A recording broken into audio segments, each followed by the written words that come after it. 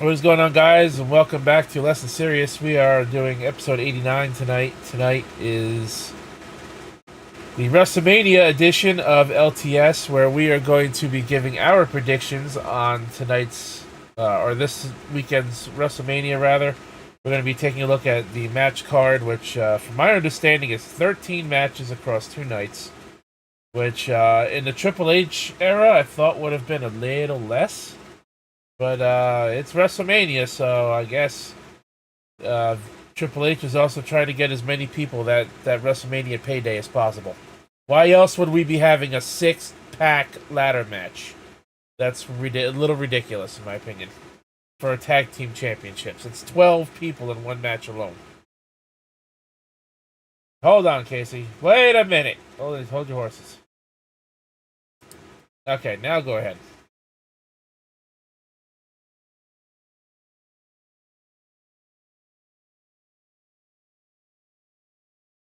That's what I heard too, right?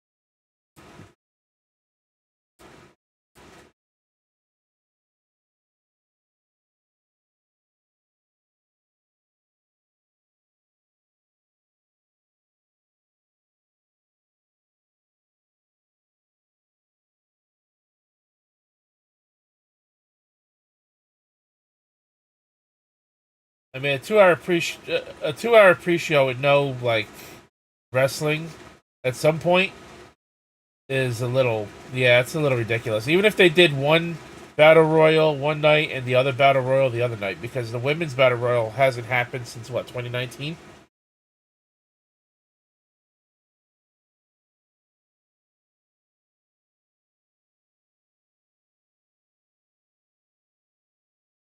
I'm talking about the latest women's one. I think it was before COVID happened.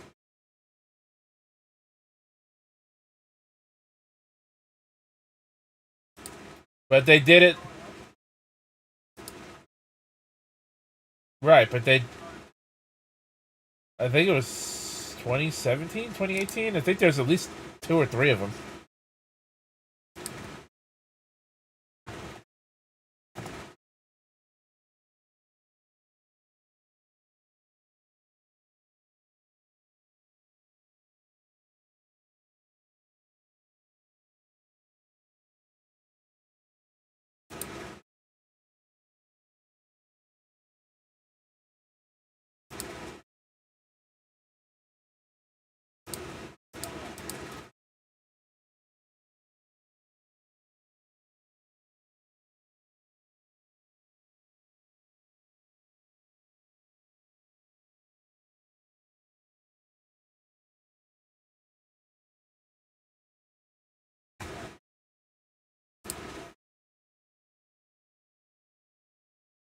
Yeah, that's for the number episode of LTS.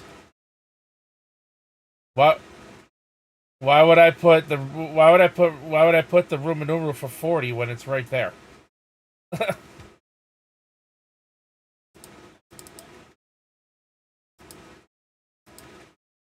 Yes, I looked it up. Yep, I looked it up.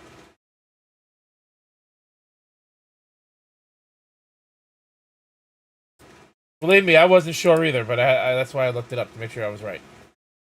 What's going on to Shivon and Tour Capture? Tour Capture says WrestleMania 40 predictions night. Hell yeah!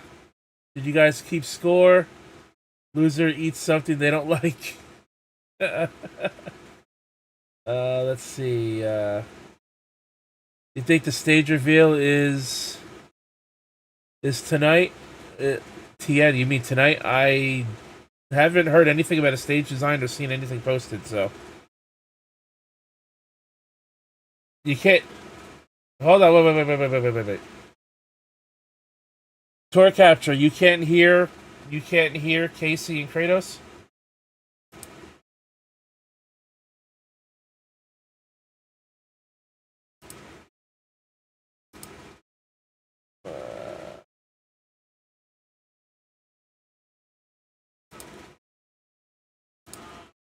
Fuck. How about now? Can you hear them now?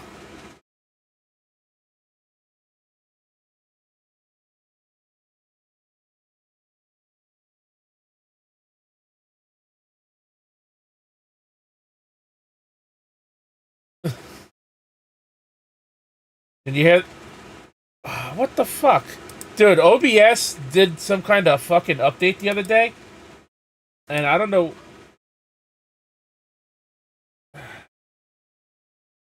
I really don't fucking know. Wavelength. Headphones. I usually had it set to default and it usually works.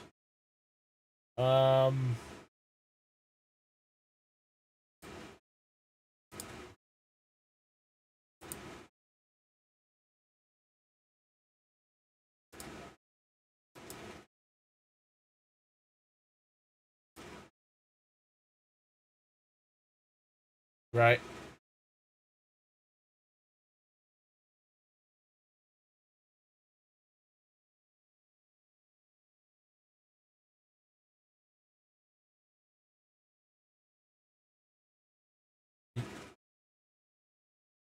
You can't even hear me. You can't even hear me all that well, Tor Capture? What the fuck, dude?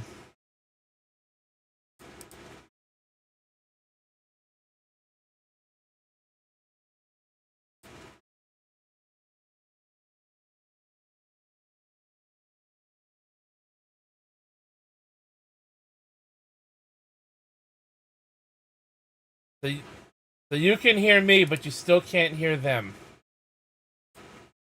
Oh,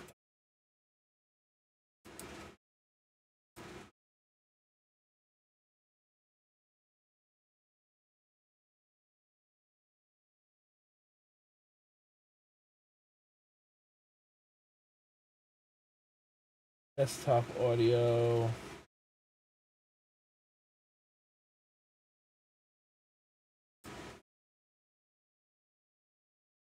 You sound good, just the other two. Okay. I'm apologize, guys. I don't know what the fucking problem is.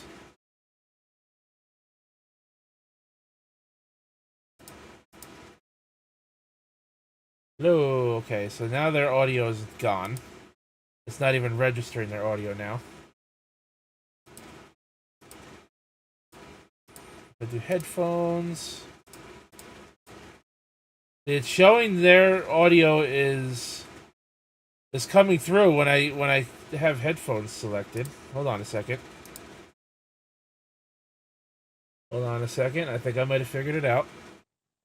Boom. How about now? Can you hear them Maxine now? Dupree blows dick. Jesus Christ, Kratos. Well, she probably does. I would have her do that. To me, if I had a chance. I mean, Tiffany Stratton did say at the house to another fan to suck her ass. That's an actual video online too. That's a YouTube short somewhere. Great. Someone said to Tiffany, "You suck." She's like, "You suck," but you.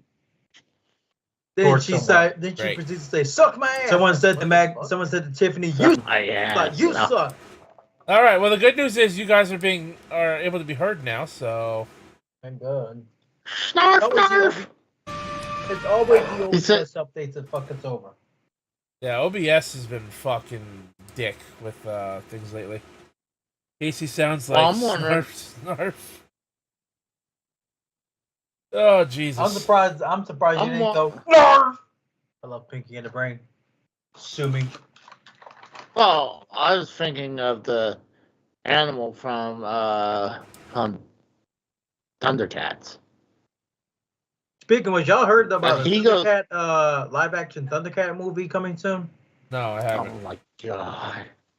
Supposedly it's from the same people who made to find the report now. Hold up. Same people who did God damn.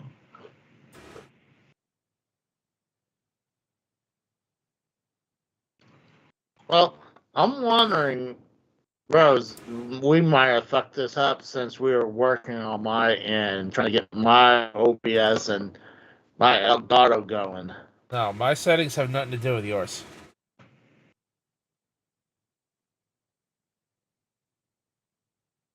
But yours is working good now, right? Yeah, I'm able to do some good gameplay. I actually recorded 2 gameplays today through the Elgato today. Oh, was the Godzilla Kong director teases a Faithful Thundercats reboot. Exact costumes and everything, according to what this article said. Well, I'm wondering, what's the most likely, Rose, that you're able to do night 2? I do not know at this moment in time. Because I'm definitely at least doing night 1 on Saturday is Raw. Yeah, Saturday I could definitely do it, you guys. I don't know about Sunday. If not, I'll do night 2 again. Because I think it'll be fun. Maybe we can get some viewers and subs come that direction. All right. Well, speaking of WrestleMania, let's get to it. We have the match card pulled up. Again, sorry guys that you couldn't hear them for a few minutes and the conversation was a fucking mess, but well, you can hear them now, so that's all that matters in this moment in time. I'm gonna have to give a thumbs down for that. Oh, shut up, Casey. Why do I have 2 fucking things here for this? Get rid of this. Delete. I would go with Wikipedia. That's where I'm looking mine up. Is on. But the nights for each mania have been set up already instead of so far. They have their predictions. Yeah, they have predictions too. Who has? Which is why I went with him. We can. Okay, so we can,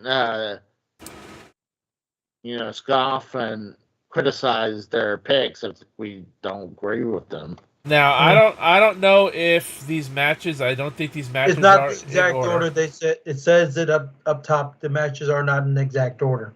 Right. Above one. So we got Rey Mysterio and Dragon Lee versus Dominic Mysterio and Santos Escobar. Personally, I don't think they really needed to revisit the Rey and Dominic thing, and I think that honestly came out of nowhere out of the last couple of weeks. I'm okay with it. So Rey Mysterio won last year, which means I don't think he's beating his son again this year. I already said it on the earlier stream. Dominic and Santos win because of an overbooked fuck finish. LWO get involved. Legado del Fantasma get involved. And so much fucking chaos all over the ringside area that Dom pins Rey in the middle of the ring. 1, 2, 3. Now, there's been some hints at a possible Judgment Day kicking Dominic Mysterio out of the group because of that's if he loses. What he did with calling somebody not related to the Judgment Day for this match. So, do you think maybe Damian Priest or somebody screws over Dominic and he loses this match? I don't think so. No. If anyone who's in trouble to get kicked out is JD because he's been losing almost every match he's been in. So I'm going with Dominic. I'm going with Dominic Mysterio and Santos Escobar to win this match. Yeah. Like I said, Rey Mysterio beat his son last year at WrestleMania. I don't see him doing it 2 years in a row. I'm going to agree with you, so I'm going to choose Dirty Dom is going to beat his deadbeat dad this year. I already made a joke about this next match. This is kind of a fucked up joke. Well, you mean it's the blacks versus the Asians? No, international race war. Exactly. International race war. You have to remember, Dakota Kai is Australian. Yeah, you're right. You're right. I didn't think of that. It's mostly like the Rose said, it's the blacks versus the Asians. There's 2 Asians in this fucking match. 2 out of 3. I was close. Jesus. Yeah. By the way, it's the Black Attack versus the other side of the world. How about that? Either way, Damage Control is winning. If Bailey has to win over EO, Damage Control wins here. No. That's my prediction. No. Damage Control wins here. No. I had people predict that either Jay turns heel during this match or Bianca turns heel during this match. Well, here's what I'm thinking. Go ahead, Casey. You take your prediction. I'm gonna choose the Black Attack to win this match over the Asians. I'm also gonna say that Jade's team is gonna win this match. This is gonna be her first major match in the company. Mm-hmm. Obviously, it's her first WrestleMania. I don't think Bianca Belair has lost yet at WrestleMania. No, she hadn't. No. So she's got an undefeated streak going, which I don't see them replicating her doing what the Undertaker did. But I think they'll let her. I think they'll let her have one for a little while, because Edge had one too before he lost his after 7 wins. So here's one question: how many wins did Michelle McCool have in Mania, though? I don't know. I couldn't care less. Because she's undefeated at Mania as well. Okay. Well, how many matches? If Bianca has more than her, could that mean Bianca's the new female Undertaker? That's just a little joke that was in the that Adam Blompier came up with on his 10 fascinating facts about manias. Until someone breaks about 10 wins in a row, I don't consider a streak just yet. This person won 4 wins in a row. But you also have to remember, Asuka has yet to win a Mania match. Period. Yeah. It's like the Song Monster. Like the Song Monster says that. And also, one at a time, Casey. Go ahead, Casey. You first. Like Song Monster said that she's doing the reverse Undertaker streak. Honestly, Damage Control, I don't think they have a reason to win this match. You got 2/3 of them are the tag team champions. They have every reason to win this fucking match. But the belts are not on the line, so either way, they have every right to win because they're fucking champions. You expect champions to lose when the titles aren't on the line on pay-per-view? Yes. This is Jade's first WrestleMania. Bianca's undefeated, and this is Naomi's first WrestleMania back in the company in 3 years? You also have to remember. Slightly. You have Jade Cargill, who was undefeated in AEW. Asuka, who was undefeated in WWE. The clash of 2 boring companies' undefeated streaks in the women's division are clashing in this match too. I think we're talking way too much about this fucking match. This match is not going to mean jack shit. Yeah, I don't think so. I don't think so much either, but I'll be watching it from my phone in the fucking bathroom, taking a shit. I just think Kratos calls it the bathroom break match. There's my bathroom break for the fucking match. Jesus for the fucking day. That's my bathroom break. I'll be watching it from my cell phone in the bathroom, taking a long 10 to 15 minute shit. Well, I think it's gonna be the black people beating the Asians. So, well, I could confidently say that I have yet to agree with Yahoo, because Yahoo says Ray and Dragon Lee are going to win their match, and they also said that Damage Control is winning this match. They're full of shit. Whoever wrote this article is full of shit on the first one. I'm going with Jimmy and Jay, brother versus brother. Who's winning? I'm conflicted on this. I am conflicted on this because the last two Manias where it was brother versus brother, Mania 10 and Mania 25, 15 years apart from each one. This is also 15 years apart from the last one. Brother versus brother. Owen Hart beat Bret at Mania 10. Now, here's the trend here. He was a heel. Mm-hmm. Jeff Hardy beat Matt Hardy at Mania 25. Also a heel. No, it's the exact opposite. Matt Hardy. No, Jeff Hardy was the heel in that match. I thought Matt was the heel. Matt was the heel. Because Matt burned down, Jeff Hardy accidentally burned down, I guess, Matt Hardy's house or something like that. Let me look it up. And Matt Hardy got mad. We talked about this Saturday. Either way, the heel always won in the brother versus brother match. Well, not if Jey Uso wins today. Not if Matt was the heel in 25. Let me check. Because Jeff beat him. That was an I Quit match. If I remember correctly. I don't remember who won. I thought Matt did, but I could be wrong. I mean, maybe I can tell you.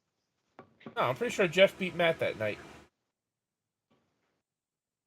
You know, after like WrestleMania, I'm on Wikipedia right now. After like WrestleMania 22 or 23, all these matches are starting to kind of. I mean, all these WrestleManias starting to. Matt Hardy beat Jeff Hardy by pinfall in the Extreme Rules match. Okay, so then Matt was the heel. So either way, you're still right. So if that's the case and they want to continue this trend, then that means Jimmy's going to win. But I think Jay breaks the streak of heel brothers winning at Mania, though. Now here's the thing, though, which obviously we're going to talk about a little bit later. If the Bloodline loses 2 nights in a row, do you think they give at least one Bloodline representative a win at Mania? Yeah, and I'm choosing that to be the tag team match on the main event on night 1. Yeah, that's my prediction. My prediction is this for the main event of night 1: Rock and Roman win, but Tama Tonga makes his debut during the match to get them the victory. Well, that's jumping the gun. Anyways, but you have to remember, Anoa'i and the Fatu families were joined by blood union, like marriage. They're not really all related. That whole family tree is split apart from Anoa'i and Fatu. If you think about it. Well, I'm gonna choose between brother versus brother. I'm gonna go with Jey Uso because one, he's more over than Jimmy right now. Jay's been like red hot on his solo run, so I give it to Jey Uso this time. The only reason I even say like Rock and Roman win with Tama Tonga interfering. Rock was on social media recently saying thank you for giving me the opportunity to even live out the dream of wrestling to his uncle Haku. Okay.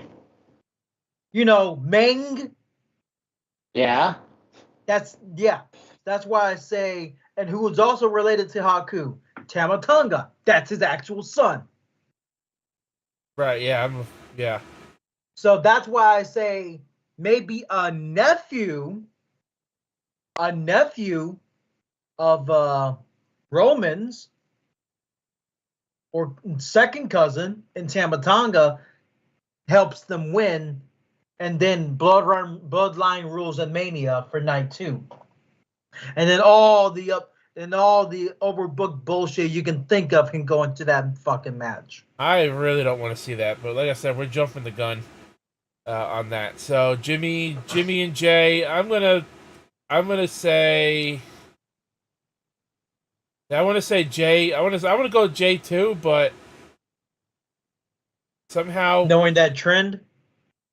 I want to say Jay, but I want to say Jimmy, because I don't think that Rollins and Rhodes are going to lose 2 nights in a row, and I don't think they're going to lose the tag match. So, I think I'm gonna go with Jimmy. I'm gonna go with Jimmy on the upset, but I think Jay probably is gonna win. But I'm gonna predict it. I'm gonna go with Jimmy. Oh. This match is a fucking mess. 6-pack challenge ladder match for each set of tag team titles. I'm hearing that like the titles are maybe split on separate hooks. I remember the titles are maybe split on, maybe hung on separate hooks too. So it could be an actual like a brand split of the tag titles. Yeah, so whoever pulls down one set of belts, the other one will still be up for grabs. Yeah, that's what I'm saying and hearing. And but it seems like WWE is trying to focus more on tag team lately. So not really. With both titles on with both sets of titles on 2 people, I doubt it. And if they go with that plan and split the titles, essentially, I got DIY winning the Raw titles because they're Triple H guys through and fucking through, and A-Town Down Under winning the SmackDown tag titles, just so SmackDown has like something to fight for at least. Now here's the thing, though. Before you say I'm out of my fucking mind, what has Austin Theory really done in the past couple of years? He's actually been pushed on SmackDown. Yeah, but this year he's been a fucking prick, but he's at least being pushed. Not this year though. He's been stalled out. His engine's been cooled down. So he's been ever since he won. Yeah, because he was a Vince guy. Yeah, that's why. But he hadn't done anything since he beat John Cena last year. So he won the U.S. He won the U.S. title from Ray, and then he lost it to Ray, and then he's been in like a couple high-profile matches. His selling is what's gonna get over in this fucking match with him. I was gonna say, wasn't Austin Theory just in the Elimination Chamber match too for the shot at the World Heavyweight title too? He was in the previous year's. He was in Elimination Chamber the year before. Remember, he got like destroyed by fucking Brock Lesnar. Well, yeah, but I thought he was in this year's too in Australia. I think it was Grayson Waller. It was one of them. They had the Grayson Waller effect on Elimination Chamber. Never mind. It was the Grayson Waller effect. He wasn't in an actual match. So now let me ask you this: the New Day is on Raw or they're on SmackDown? I don't remember. They're on Raw. So do you think it's possible that 2 Raw teams split the belts and one goes to SmackDown? Yeah, I see that because it should have been a normal tag match with Judgment Day versus Awesome Truth. That's all I'll say. That should have been the fucking. That's what everybody thought it was going to be. Nobody thought it was going to be this fucking convoluted mess of a ladder match. I love ladder matches, but this match, in my opinion, I think it's going to be a fucking disaster. It is. Why don't we treat it as that we're thinking it's just going to have one set of tag team titles for, like, they're going to until one person grabs the tag team titles. Because they might be splitting the belts, so if they do that, yeah, but what's the chances they're doing that? And like we hadn't heard anything like that, so we could make predictions. Let's do this. Let's make predictions. All right, well, let's make 2 separate predictions then. If you want to be that way, I mean, you could be right. That's why I gave 2 different picks: DIY, A-Town Down Under, both respective titles, Raw and SmackDown. Right, but what Casey's saying is if the match is for both sets of belts, then who wins? Oh, Awesome Truth. Easy. Awesome Truth. Easy. It's hard for me. It's either between Judgment Day, the Awesome Truth, or DIY. And I'm leaning to Judgment. Nah, you know what? I'm gonna go with Austin Truth because I do think. R Truth has been on fire with his comedic cues on television. Yeah, he's been on fire as of late. So if the belts are split, or the matches for both sets of belts separately, who do you think wins the belts then, Casey? If they're all together, Austin Truth is going to win both belts. I was going to go Judgment Day, but I changed my mind because I think Damian Priest is going to cash in on the world title. I think he is too. Yep, I think so. So I'm going to give it to Austin Truth because they're over right now. But let's say if they're going to separate the titles, then you know what? Well, the Austin Truth is on Friday, on Mondays. New Days on What's Mondays. What about there's 4 Raw teams and 2 SmackDown teams? Come on. You sure? I thought the New Catch Republic was on SmackDown. Yeah, that's what I'm talking about SmackDown teams. The other SmackDown team is A-Town Down Under. Well, you know why? The Judgment Day have both sets of belts right now, so technically they're on both shows. But they're mostly on Raw. Right, but they're on both shows. That's true. But their main show is on Raw. So if they retain one set of belts, you think they would retain the Raw belts? If they split them, yes. It's hard. They need new straps to take this confusion out. They just need to put black straps on. You know what? I give Austin Truth the Raw belts, and I'll give the New Catch Republic the SmackDown belts. 2 baby faces winning both belts. Okay. I would say if the belts are not separated, I would not be surprised if somehow the Judgment Day retains, because I don't think Rhea's beating Becky. I think her title reign's coming to an end, so I don't know if they'd want to take all the gold off of the the Judgment Day right now. You also still have to remember Damian Priest is still Mr. Money in the Bank. Right, and he's probably going to get himself a belt. So yeah, so that's why I say they're losing. And he cashes in either night 2 of Mania or cashes in Monday. Possible. That's not good. That's not a bad idea. I'll go with that. Or he could cash in at the end of night 1 after that tag match. Nah, possible too. And then he'll face Drew on night 2 instead of Seth. Then again, that's heel versus heel in the end. No. If anything is going to happen on night 2, right? It couldn't pull like a triple like Seth did at 31. It could be a triple threat match, or but if they make it a triple threat match. Well, I mean, hear me out. If they do make it a triple threat match, like you say, CM Punk has no CM Punk's going to be ringside for this match. He's going to be on commentary. If they turn it into a triple threat match, he's not obligated to stay at fucking ringside. Nope. By that point. Because remember, triple threat, no DQ. Good point. No, but I'm saying that he might pull Seth Rollins where he waits to the very end to do that. But most likely, he'll probably let Drew win the belt or Seth. And then cash in probably the second the person is up on the stage or celebrating, and then he cashes it in.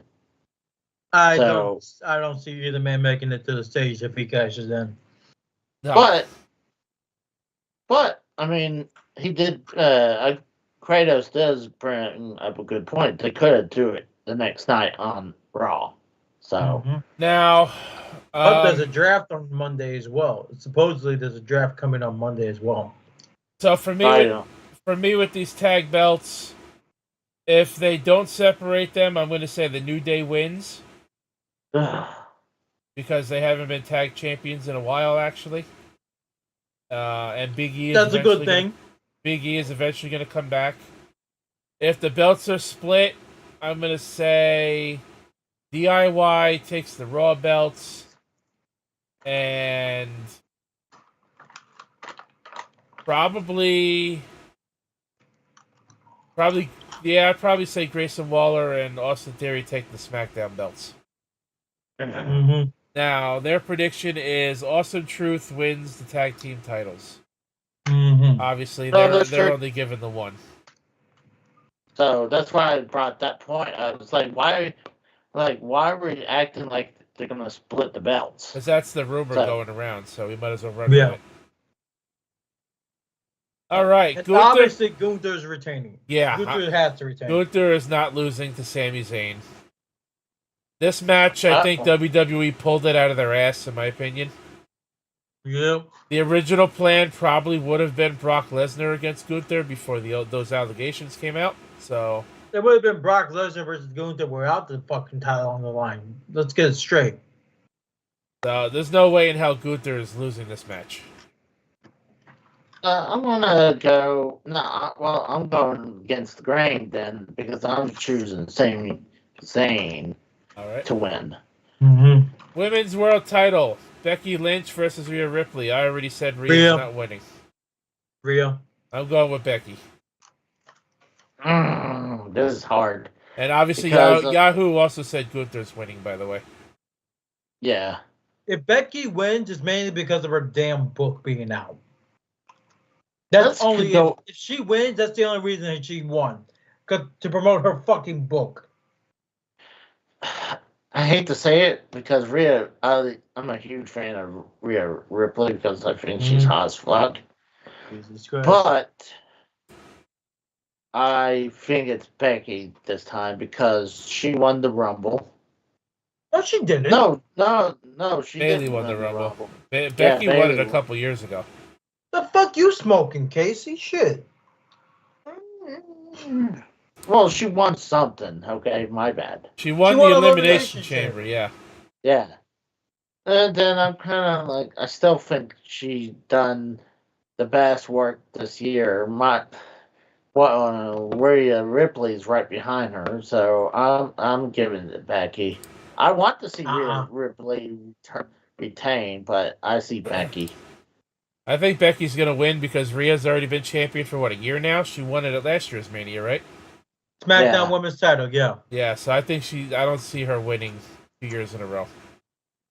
No, it's the Raw. It's the Raw. Because it's the Women's World's Championship. It's on Raw. Yeah, it was the SmackDown Women's title, though. At first. And Yahoo says Rhea Ripley's going to win. Mm-hmm. And the end of night one, we have the high-stakes tag match, Cody and Seth versus the Bloodline. Rock and Roman. I say Rock and Roman winning. But the stipulation being, if Roman and Rock win, it's Bloodline rules for Cody Rhodes the Bloodline rules and Roman on fucking Monday. And if Cody and Seth win, Cody gets a one-on-one, no interference. Fairest of fair shakes to beat Roman. Sure, fairest of fair. The reason why I'd say now people have been bringing this up. Cody and Rollins win on Saturday, there's already a precursor to that because of the fact they had a Bloodline rules match on fucking Monday already. Now, I didn't watch that match. Did anybody interfere in that match? Jamie Uso. It ended with Rollins winning, but then Roman and Rock beat down Seth and Cody with Rock's weight belt like they were the fucking Jackson 5. Yeah, that I saw. I didn't see the match. But Rollins beat Solo in that match. So Solo lost, which means he lost Bloodline rules match. I'm like, why is there a Bloodline rules match on fucking Raw? I don't think The Rock is going to lose at Mania, considering that this is the first Mania he's been involved in, that's going to be an actual match and not that 6-second bullshit from Mania 32. That don't count.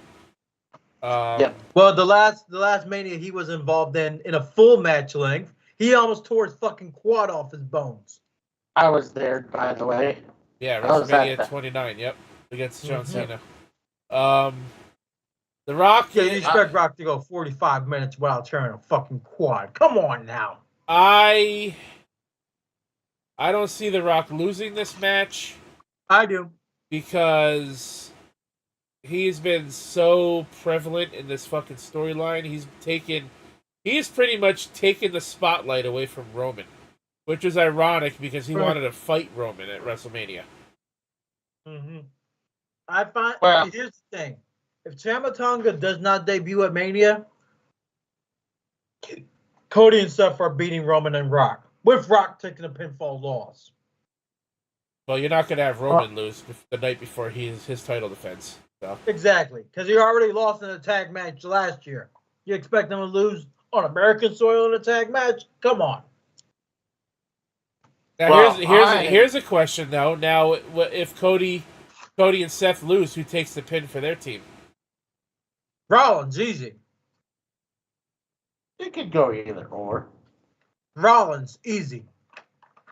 Rock bottom to Rollins. And the other reason I think that Rock and Roman are going to win this match is because, one, if Cody does finish the story, they're not going to have Roman lose 2 nights in a row. Exactly. Like you said, Kratos, and as much as I don't want to see it, they're going to put Cody through hell in that match for him to win the title, which means he's going to have to fend off the entire fucking bloodline. Which means Seth Rollins is going to pull triple duty because he already told Cody he's going to have his back. Jay will probably get involved, so he'll probably be pulling double duty.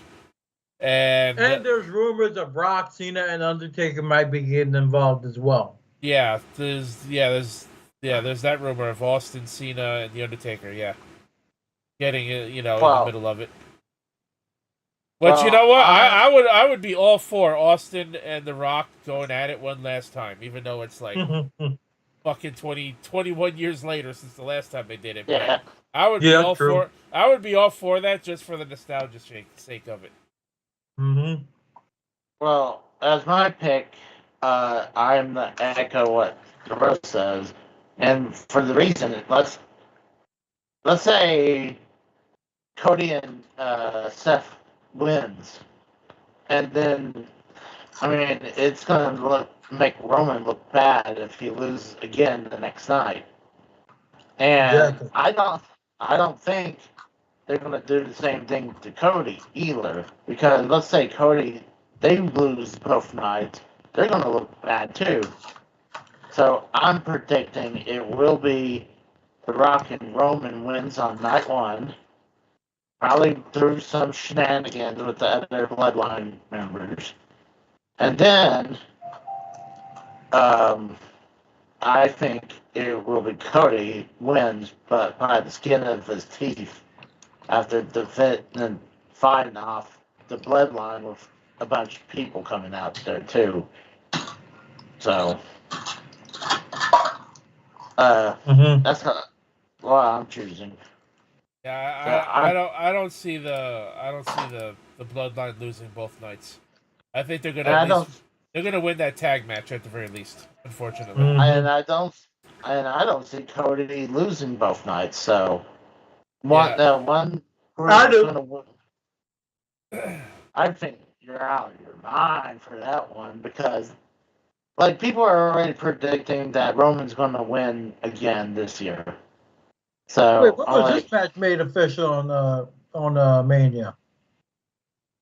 When was this match made official? About a week or so ago.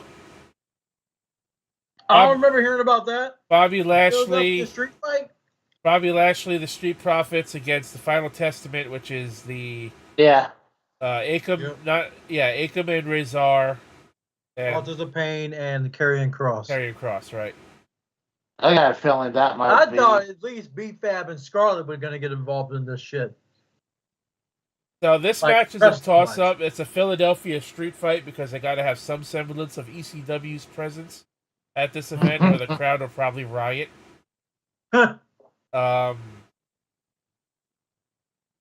This match could go either way. I'm gonna say Bobby Lashley and the Street Profits are gonna take the match. You know what? This has been the most ice-cold feud on SmackDown in the past couple of months. Ice-cold feud. Yeah, I don't. I'm not really invested in it either. Street Profits and Lashley have been getting their asses handed to them. They're winning. I think it's going to be Final Testament because they need a win over. Because Bobby Lashley doesn't need a win, and the Street Profits already been tag team champions. So I give it to the Final Testament. By the way, The Rock, Yahoo says The Rock and Roman win. Night 1. Night 2, they also say the Final Testament wins. LA Knight versus AJ Styles. I think LA Knight's going to win. That's a toss-up for me, but I'm going LA Knight. And so is Yahoo. I'm going with LA Knight because LA Knight needs the win. AJ Styles doesn't. So, and if LA Knight, I feel like if LA Knight loses, this is going to kill his push. Then we have Logan, fuck you, Paul. Triple threat U.S. title match: Logan Paul versus Randy Orton versus Kevin Owens. Logan loses. Logan, I have too much caffeine in my fucking energy drink. Paul is going to take the pinfall loss to Randy Orton. I'm predicting an RKO in his fucking future. I think he's going to get RKO'd, but I think Kevin Owens is going to win because I think they're going to do something with the way that fuck finish from the Royal Rumble happened. If I see KSI get RKO'd on the announce table, that make my night. Shit, that make my night. Just seeing KSI get fucking RKO'd. I'm predicting it's going to be Kevin Owens, and this is the reason why. Is that they're going to slightly recreate what happened 20 years ago when Eddie Guerrero came out and celebrate with Chris Benoit after his win. But it's not. They're not going to have the whole confetti. It'll just be both of them with their belts. Yeah, KO and Sammy. I remember you saying this last week. Yeah. They're going to. And I'll bring up the same question I did last week to you with Rose on here this time. Who do you expect to die of the drug overdose in a year? And who do you expect to kill their family within 3 years? Jesus hold Christ. Hold on. Eddie Guerrero did not die of a drug overdose. He died of a heart attack. Heart disease, still. Yeah. It was caused because of his drug use. Old lifestyle. Yeah, drug use, still. But he didn't have an overdose at that time. Either way, both guys are he was still too young to have fucking heart disease at 38. Yeah. Still too young for that. Yeah, but when you're doing steroids, and other drugs will enlarge your heart. By the way, if you didn't know, I'm a doctor, by the way. So I know sure you are. Doctor is wrong. Either way, I had to bring that question up again with Rose on the show this time. No, you don't. I am going to abstain. But I'm saying, kept Seven and KO hugging each other like it was Mania 20 all over again with Eddie and Benoit. No, that's why I bring up that question. Who do you expect to kill their family out of the two? Oh my God! I don't even think that's going to happen in the first place. So, well, here's the reason why I think it's going to happen. As why I think this scenario that I'm bringing up is because last year they won. It was a big thing for them to win the undisputed tag team titles last year, which I also called the biggest tag team in WrestleMania history last year too. Biggest tag team title, most important tag team title match in WrestleMania history. But on night one, so I feel they're gonna kind of have emotional, just they'll kind of play off from last year, and then it's a little bit of a homage from 20 years ago. But at least it'll be a good way. But there'll be no confetti. It was just because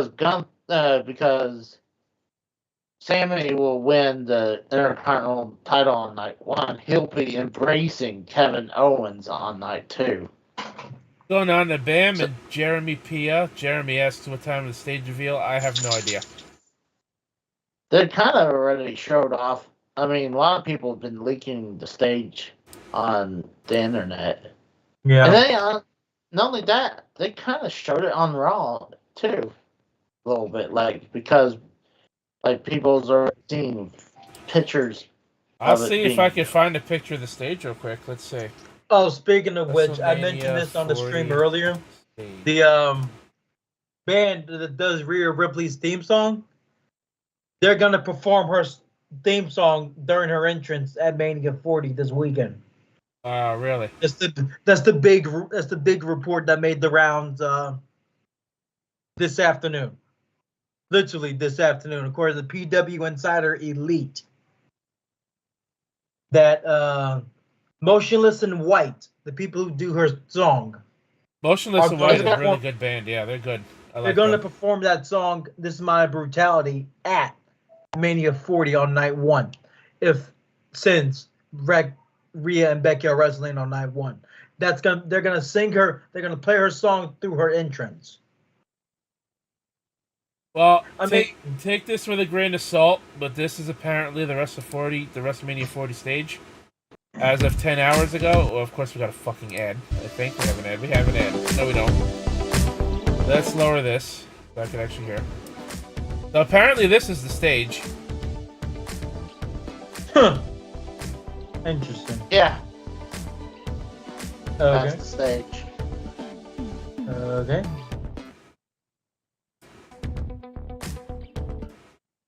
That's pretty much what we saw before. They kind of had the same lettering from WrestleMania 31. Just they have screens below and the giant XL. Which is the first, because they usually don't acknowledge the age of the fucking Manias anymore. No, that was a Vince McMahon thing that he decided to stop doing it, but I think Triple H liked the idea. Yeah, I know. Now, I mean, they stopped doing it at Mania 31 because, according to Vince, he didn't want the WrestleMania show to feel like it's getting old. Apparently, this is as of 2 hours ago. This is what it's going to look like with the pyro.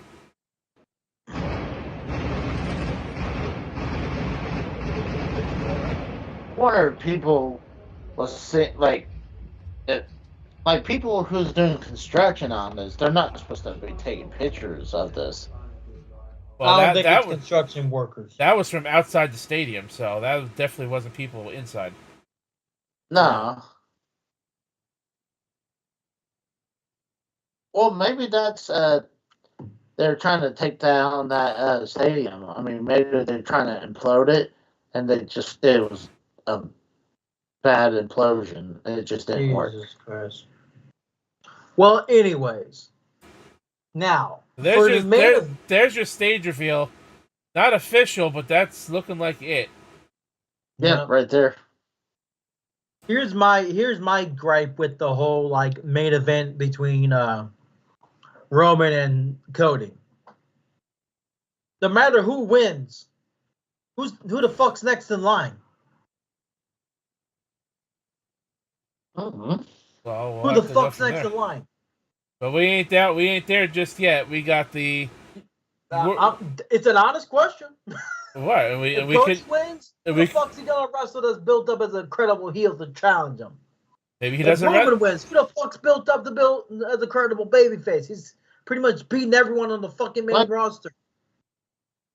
Why don't we wait for that?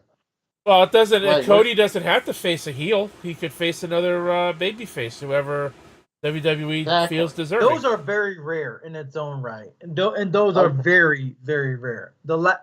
Think about this: What was the very first face versus face Mania main event? Hogan and Warrior. Okay. That was, by my count, 34 years ago now.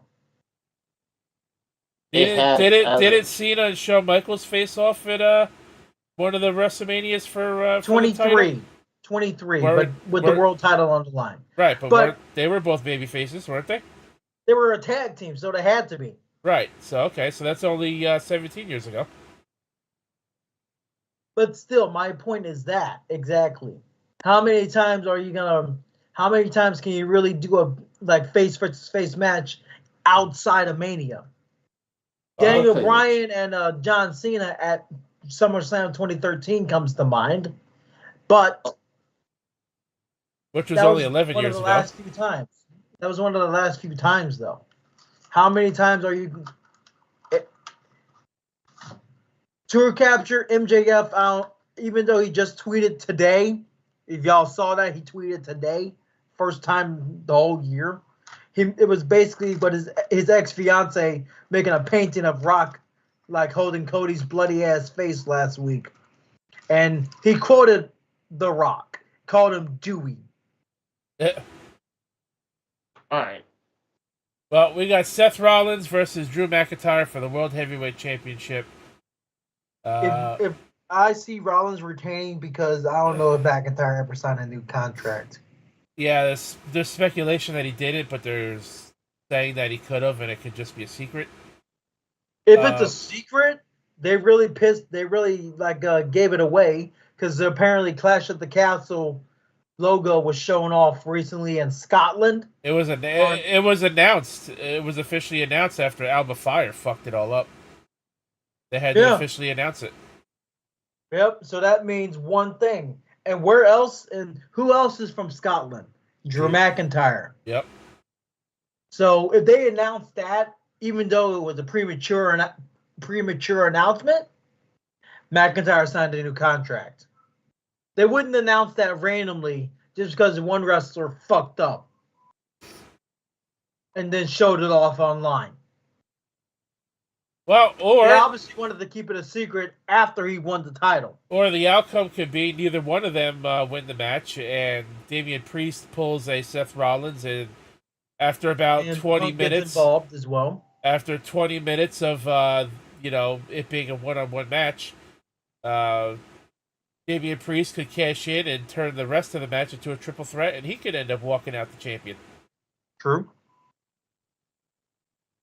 And that can mean CM Punk could get involved because it's no DQ and a triple threat. Judgment Day could get involved. And it could just be two clusterfucks in one night. Well, if there's no cash in, I don't see Seth Rollins losing 2 nights in a row. Mm-hmm. So I'm going to say Seth retains. But if there is a cash in, obviously Damian Priest wins. Yep.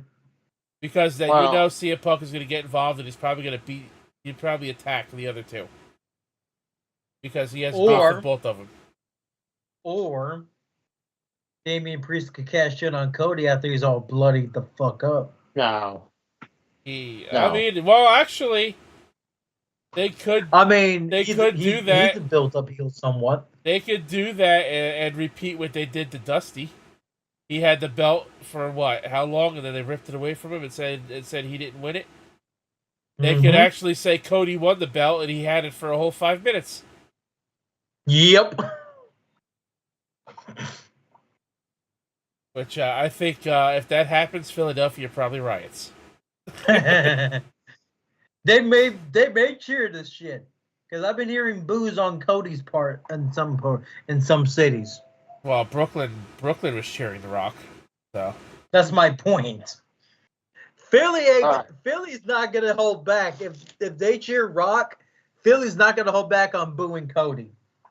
So Yahoo says Logan's gonna retain the U.S. title. I'm gonna say Seth Rollins wins. Yahoo. If there's no cash in, I say Seth wins. They say Drew wins. So who do you guys think wins this match? McIntyre, then a Priest cash in. Damn it! Good on Tex. Philadelphia is a garbage city. Cry, Eagles, cry. I don't even see that comment. Is it on Twitch? No, it's YouTube. Hold on.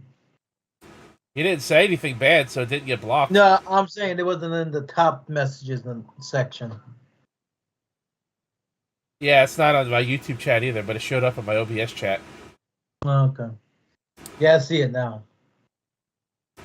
What I'm saying is that I'm thinking Drew McIntyre might win the belt, and he'll either get cashed in on at Mania or Monday night. Uh-huh. So. And Bam also says Casey's dumb.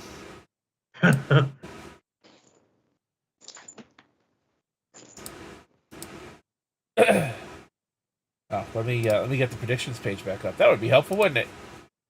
Yep. All right. Next match is So we have the Women's Championship and the Women's World Championship. So we have that's on both. Becky. That's on the same night? Becky, no. We have Bayley versus Io. Bayley and Io is night 2. Bayley is winning hands down. Bayley needs to win. There's no other outcome. She hasn't been champion in a long time. She needs a title at this point. Her babyface run, not the best so far, but she's working on it. Do you think she ever goes back to her old entrance with the blow up fucking things or anything like that, or no? Fuck no. It's possible. I mean, she'd have to grow her damn hair out and put it in that one single single high ponytail she had. Well, who says she has to? Who says she has to do that? She can go back to her old gimmick, because her turning face as what she is right now, I don't see it happening. So I do see her returning to a new version of her. If she goes back to her hugger gimmick, are you really gonna take her seriously as champion? They didn't take her seriously as champion when she was in her hugger gimmick in 2017, because she ended up getting beat up by Alexa Bliss a lot. Okay. They also made her too chicken shit to use a kendo stick. Exactly. Which was probably one of the worst spots in a wrestling match ever. She's holding the kendo stick while Alexa Bliss is trying to get to her damn feet, contemplating whether or not to fucking hit her. I don't see this gimmick coming back anytime soon. We got text in the chat. He says you sound like I'm doing the show in the bathtub again. No. You do sound like you're fucking doing the fucking show from someone's anal cavity, I'll admit that. Jesus Christ. But either way. Bayley's winning hands down. Bayley, as her current gimmick, she's working on it. She's working on it. But I see her winning in this current gimmick. I do not want her to go back to that hugger gimmick. You already got enough. You already got one wrestler that caters to kids in the women's division, and that's Bianca Belair. She caters to all the black kids. So then you need a white champion to cater to all the white kids. Exactly. The only way I can see this gimmick even coming back any point is he signs with WWE. The super fan of Bayley. That's the only way I see this gimmick coming back to life. But why would Izzy signs with WWE? But why would they sign Izzy? Isn't she only like 17? She's 18 now, I believe. She's also training to be a pro wrestler at this point. Oh. She's been training. Well, I see Bayley winning too. I don't see Io retaining. She is not. No one does. She's not doing good. If Io retains, it's because Damage Control helped. But and because they don't want to look like Damage Control wins the 6-woman tag match, Io has to lose the title. I think Io's losing the title regardless of what happens. I agree. I think Damage Control wins night 1, but Io loses night 2. I don't see that happening at all. But anyways, it's possible. That's possible. I think that's more possible than Io retaining. Plus, you could have a role reversal if Bianca does turn heel, a babyface Bayley versus a heel Bianca. Okay, that's one way to look at it. Because when was the last time Bianca even was heel? Back in NXT. That was a long time ago. At this point, she's still married to one of the Street Profits, right? She's married to Montez Ford. Yes. But she's fucking the other guy, though, too. The fuck are you talking about? You didn't hear about that? We're talking about Bianca, right? Yes. She's fooling around. She's sleeping with Montez Ford, not Angelo Dawkins. No, well, she's together with Montez Ford, but she's fooling around with the other dude. You don't have a source for this. We're not taking that seriously. I don't believe it. I'm not believing what's coming out of his fucking mouth, Rose. I'm sorry. Hold on. I got a source, but I don't Is your source? Trust me, bro. My source, I will not give out my source. But my source does live with me, and he tells me everything I know about wrestling. Okay. I think we got an idea of who the fucking source is. Yeah, the same one. The same one who licks peanut butter off of Casey's dick every night.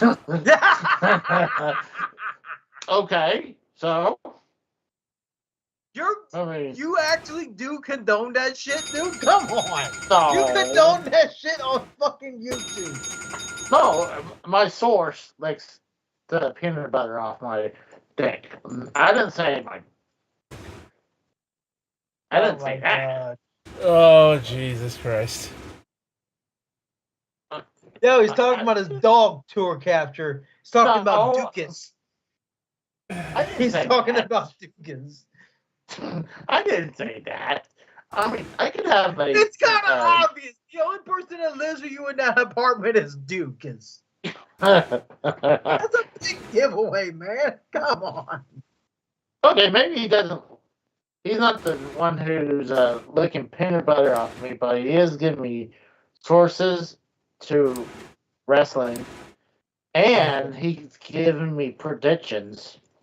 So, I mean... Sure. I tell him, all right, so who's going to win? And, he points, and it's like, all right, so let's... Casey, your audio does sound really choppy tonight. Just a little. But it's manageable for me because I got headphones on. So do I. That's why I noticed it. But either way, Universal Championship match in what's going to be Bloodline Rules fucking football field fuckery. Now I'm gonna make the same pick that won me the betting pool last year. I'm going with Roman once more. That same pick in last year's betting pool with Tex, that Detroit fucker, Casey, and Joe Compton. Everyone picked Cody except me. I'm the only one that went with Roman last year. I'm predicting Roman retains this year too. I don't see that happening. They're not going to have made such a big deal about Cody finishing the story if he's going to end up losing. I don't see it. Especially if it's going to be Bloodline Rules. The only reason I even say that, even Roman has said I think on Monday, if he does lose the title, he's done. So I don't even see him losing. Let him be done. With that statement out there. Let him be done. I don't fucking give a shit. Fuck him. Let him go to Hollywood like his fucking uncle. If he goes to Hollywood, nothing of value will be lost. He doesn't need the belt. If that ends up being the case that he does go to Hollywood, fine. But I think he may be done with in-ring competition finally. At this point. Well, the thing is, he's making less and less appearance. He's making even lesser. This is only his 55th title defense coming up. 55. Yeah, but he's at 54 total in 3.5 years. Hold on. Let me finish. I was gonna say he makes less appearance than ever, and he makes even lesser being matches. So it's like he had 5 title defenses last year. We know, just 5 in a 12-month period. And he only wrestled. Only wrestled 11 times. Period last year. And I don't even think he fights on TV no more. Once in a while. He doesn't. Now, here's another fact. His title reign lasted longer than the Attitude Era in its entirety on television. Yep. Believe it or not, that's an actual fact. Roman Reigns has been champion longer than the Attitude Era existed. Well, I'm going to make another people to figure out a fun fact or a sad fact. The last person who Roman won the belt from is now dead. So that's how long it's been. Like, Jesus Christ. Because Bray Wyatt was the last person who held the belt before. And didn't he pin Braun for it, though? No. But you gotta think about it. You gotta remember Bray Wyatt. He got released. Bray Wyatt had won Universal title at SummerSlam. Roman speared him in his return. A week later, they had Battlegrounds, and he cashed in. He signed a contract to win the title for the triple threat match on Battleground in the main event. I remember. Right, but I'm trying to make a point where the guy was champion, lost it to Roman. He's been lost faith in Vince when he lost to Randy at WrestleMania 37. He lost his best friend a couple months prior. You expect him to be in the right mindset? No, hold on. You're not even letting me fucking finish. I'm saying that this is how long Roman had the belt. I'm aware. Because Bray Wyatt was champion, then he lost the belt to Roman, then he was lost faith to Vince. I mean, Vince lost faith in him. Then he got fired. He was gone for a year, and then he came back, had one match, and then was gone for another 6 months, and then died. And what's been another few months since Bray Wyatt's been dead now, so that's how long Roman's been champion. You also have to remember, champion. Like I said, Vince losing faith in Bray, quote unquote, because I'm gonna use quotes for that shit. You expect anyone to be in the right mindset in no matter what they're doing as a job after they lost one of their best friends for over 10 years plus? You expect this man to be in the right mindset at Mania with Randy Orton after he just lost his best friend not even 3 months ago? Well, the thing is, Randy trying to beat him. Bray needed that win. Randy didn't. I know. It was a bad decision. And you already had Randy pinned by Alexa Bliss cowgirl style, though, so who really is the winner here? Certainly not the fans. I mean, that was bad. She got into a Twitter feud with his wife. That was funny as fuck. Honestly, if you guys watched the Bray Wyatt documentary, by the way, you gotta watch it. It's great. There was one point they were planning to actually have him wrestle as the melted Fiend, but the problem was the gimmick, all the stuff he was wearing wouldn't allow him to wrestle. It was just stiffening up, so that's why at that WrestleMania, he starts as the melted Fiend, and then he was reborn because they had to revert back to the old Fiend look because of that. So I think we put Rhodes to sleep. I'm looking at the stream like I think we put him to sleep. Casey puts me to sleep whenever he talks. Come on. But either way, Tour Capture, Casey's not predicting death. Bray Wyatt did actually die. He's talking about how long Roman's been champion to the point where someone died during his reign.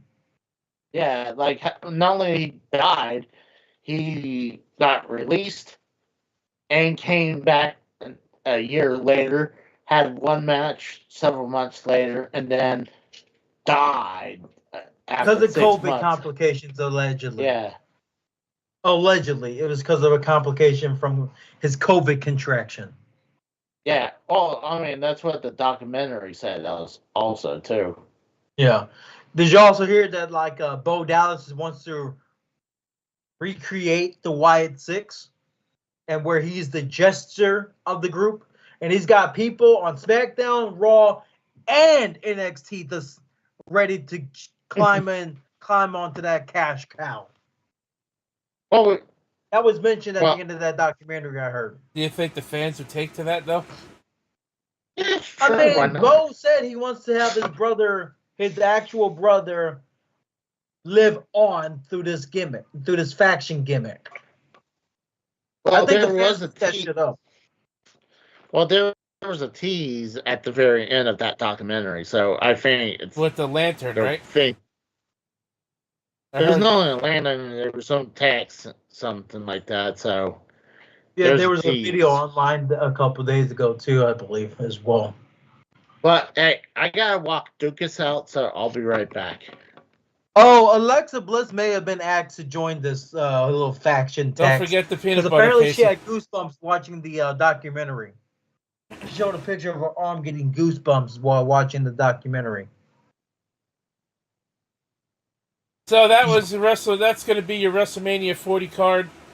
So I'll ask Casey this question when he gets back. But Kratos, what do you think is going to be the best and worst match on this entire show?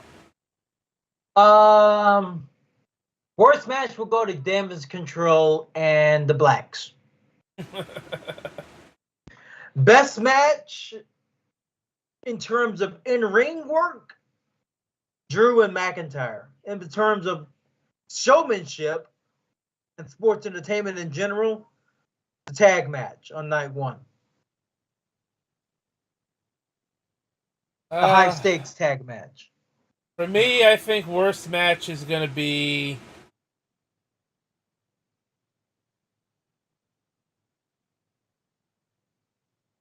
For me, I think worst match is going to be probably...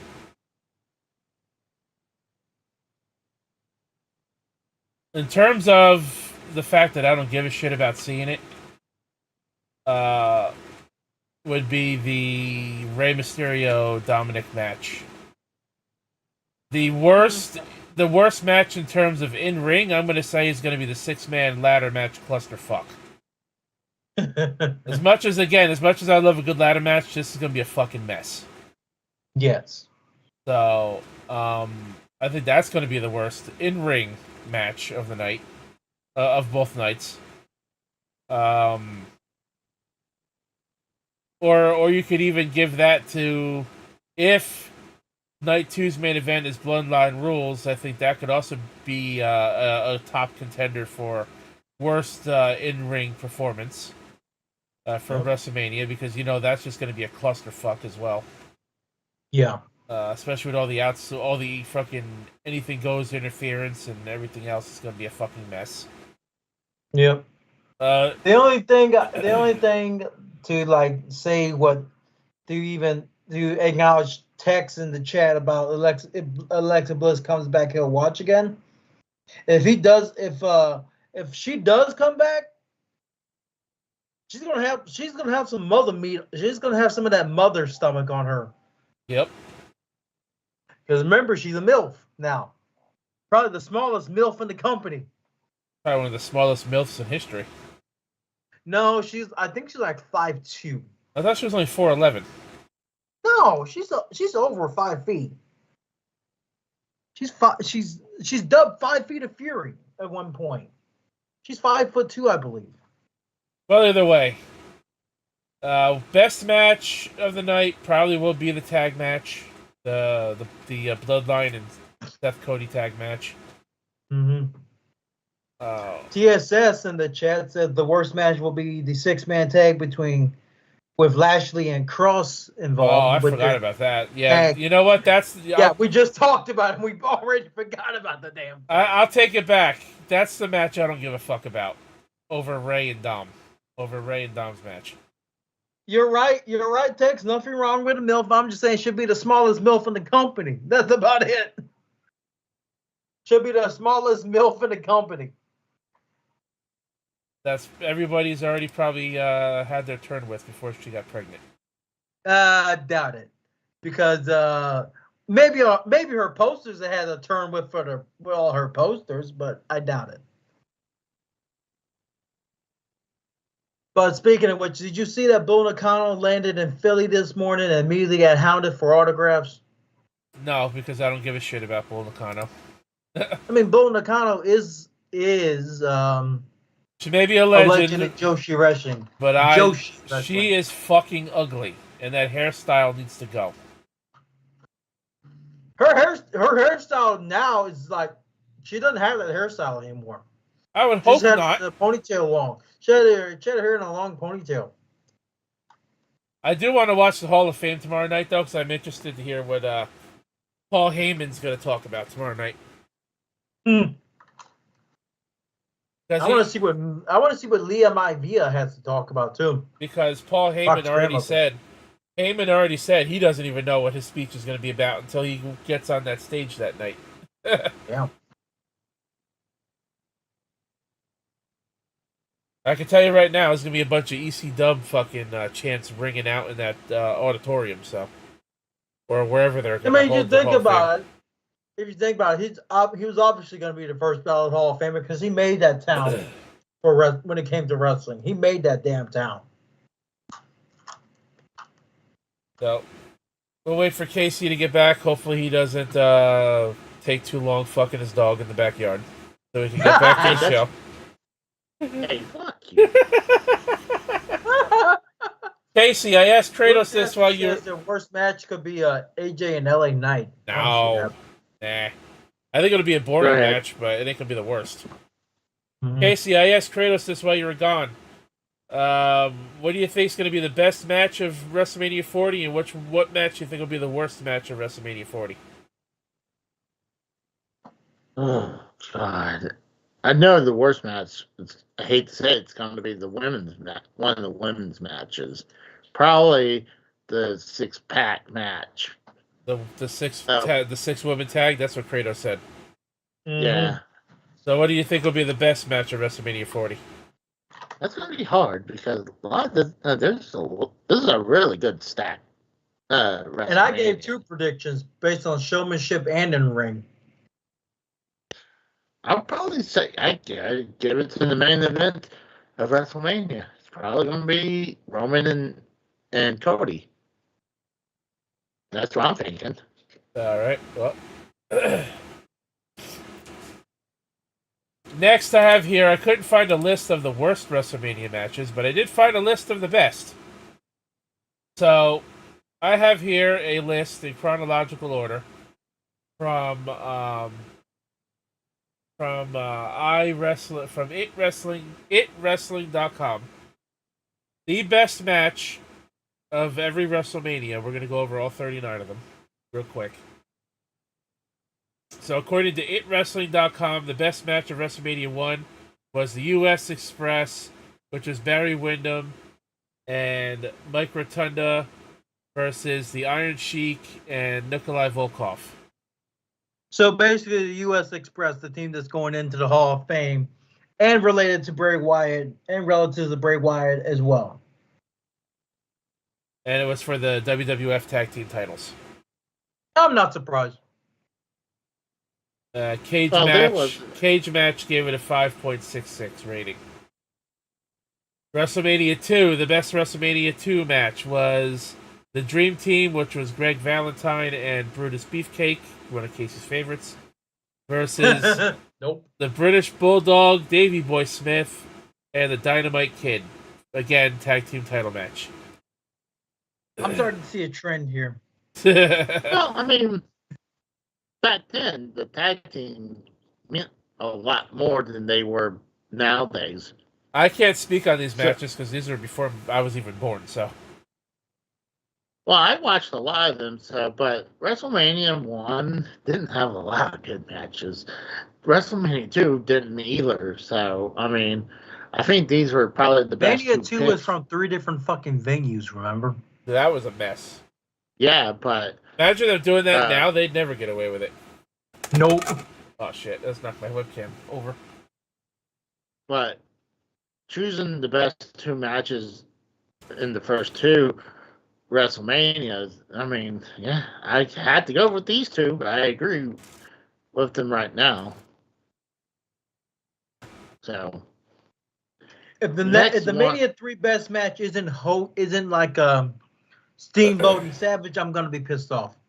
If that's not the best match on the card, I will be pissed off. Cage match rating for the WrestleMania 2 match was a 6.92.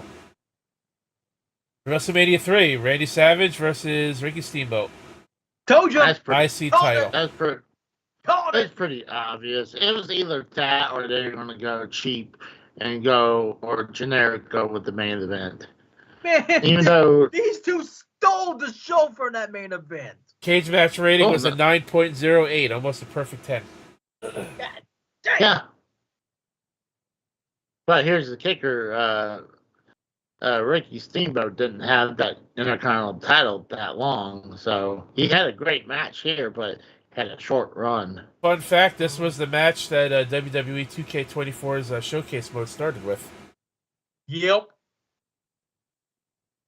WrestleMania 4. I can attest to that because I watched it. Greg Valentine versus Ricky Steamboat for the World Heavyweight Championship Tournament first round match. Sounds about right. Sounds about right. Tournament match that had 14 men, not 16 graves. Oh shit.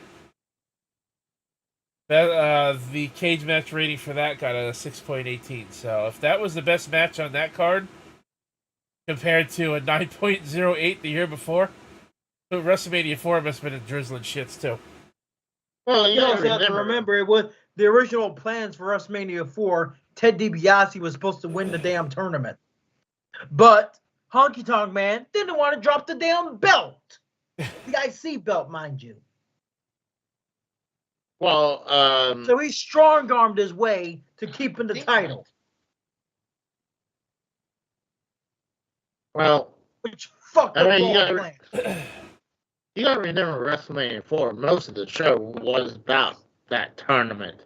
It was like the King of the Ring tournament, like how they used to do the whole show about the King of the Ring tournament. So, I mean, yeah. Like I said, Ted DiBiase was supposed to win the damn tournament, not Macho Man. The original plan was Macho Man was supposed to win the IC title off of, you guessed it, Honky Tonk Man that year. Speaking of Randy Savage, WrestleMania 5's best match was Randy Savage against Hulk Hogan for the World Heavyweight title. That makes sense because you also have to remember before at SummerSlam in the 2K showcase of the Immortals, they showed pretty much Hogan playing Captain Grabass on Miss Elizabeth. Yeah, you thought, that was actually in the showcase mode. He actually copped the feel on her red panty-clad ass at that SummerSlam. That match, this match got a 7.27 rating by Cage Match. But it was a good match. At the same time, Randy Savage was outselling arenas, was selling out arenas as a heel champion that year. In his year-long title reign, he was selling out arenas as a heel champion going into that Mania. So I can see why this one got the rating it did. Hogan, no selling the elbow, probably was the reason why I dropped a few points. Well, speaking of Hogan, WrestleMania 6 best match was Hulk Hogan versus the Ultimate Warrior for the World Heavyweight and the Intercontinental Championships. As if Hogan was gonna win the IC fucking title. Come on. That's possible. This match got a 7.68 rating in Cage Match. Figures. And probably Ultimate Warrior's best match ever. It's only good match. What do you mean best match ever? It's only good match. No, he had the next year, or I think it was it was next year. He had a great match with the Macho Man. So it was also a retirement match. Both men were bound to retire afterwards. I only say like for this time frame, this was his only good match in the 1990. Ultimate Warrior was a pretty much a bad wrestler, but he's also the only person who can claim he beat Hogan clean as a whistle. Speaking of retirement, the best match for WrestleMania 7 was Randy Savage versus the Ultimate Warrior it was a retirement match. Like I said. That's what I was that's what I was saying. Oh, God damn it. Go ahead. That's what I was saying. He had a good match with Macho Man the next year, so I mean you're acting like he only had one good match. I said for 1990, his Hogan match was the only good match he had. I corrected myself. 91 was a different story. The Hogan and the Savage Warrior match, I'll admit, was good. It was actually the one time even Bobby Heenan was questioning, why isn't he running? He always runs. Why isn't he running? Does he see the stars aligning about his potential retirement? Stuff like that. This match got an 8.39 Cage Match rating. God damn, better than the Hogan match. And again, makes sense. WrestleMania 8's best match, Ric Flair versus Randy Savage for the World Heavyweight title. Yeah, I think that's kind of hard to argue. I mean, maybe the Shawn Michaels match versus Tito Santana, but... That was a good match. 8.58. 8.58 Cage Match rating. Actually, there's another match in there that was actually better than the Ric Flair and Macho Man match. It was Bret Hart versus Roddy Piper. Yeah, Roddy Piper for the Intercontinental Did that open the show? No. Shawn Michaels opened that show. I know the match that you just mentioned is also in the showcase mode too. Yep. And I know Rhodes can attest to this. He had a tough time with Roddy Piper for the whole time he was playing that match. Yeah, that pissed me off. What was it, like 4 attempts before you finally beat it? He kept putting me in the fucking sleeper. This match was pretty good too. This match was pretty damn good. WrestleMania 9. Now, we can both attest to the worst match of WrestleMania 9 was The Undertaker and fucking Giant Gonzalez. Gonzalez. Fuck that match. I would say I would go on and say that's probably one of the worst WrestleMania matches in all of WrestleMania history. No. I agree. No. Yes. Lawrence Taylor versus Bam Bam Bigelow at Mania 11. No. Lawrence Taylor concussed himself in that match. No. WrestleMania 9, the Head Shrinkers, which was Fatu and Samu versus the Steiner Brothers. Basically Rikishi and Samu. You know what? I think WrestleMania 9 gets too much hate. I actually enjoyed This was one of the only good matches on that show. I'll admit that. And this got a 6.7. This got a 6.72 rating, while the year before that, the 2 years before that, the best match rating was in the 8s. Yep. So this is a 6.72, and again, it was for the tag team titles. Yep. So yeah, 6.72 is your best match means it probably wasn't a very good show. Hold on, that's WrestleMania. No, that's not right. at WrestleMania 9, it was not them. It was the that was not for the tag team titles. Yeah, it was. It just ended in a DQ. No. Nope, it ended in double count out. At WrestleMania 9 was Hogan and Brutus versus IRS and Ted DiBiase. But it wasn't for the titles, though, was it? No, it was for the titles. Wait. This doesn't say it's a title match. No, it doesn't. This one doesn't say it's a title match. You just have a picture of the Steiners holding the belts. Yeah, it threw me off for a second when I saw that.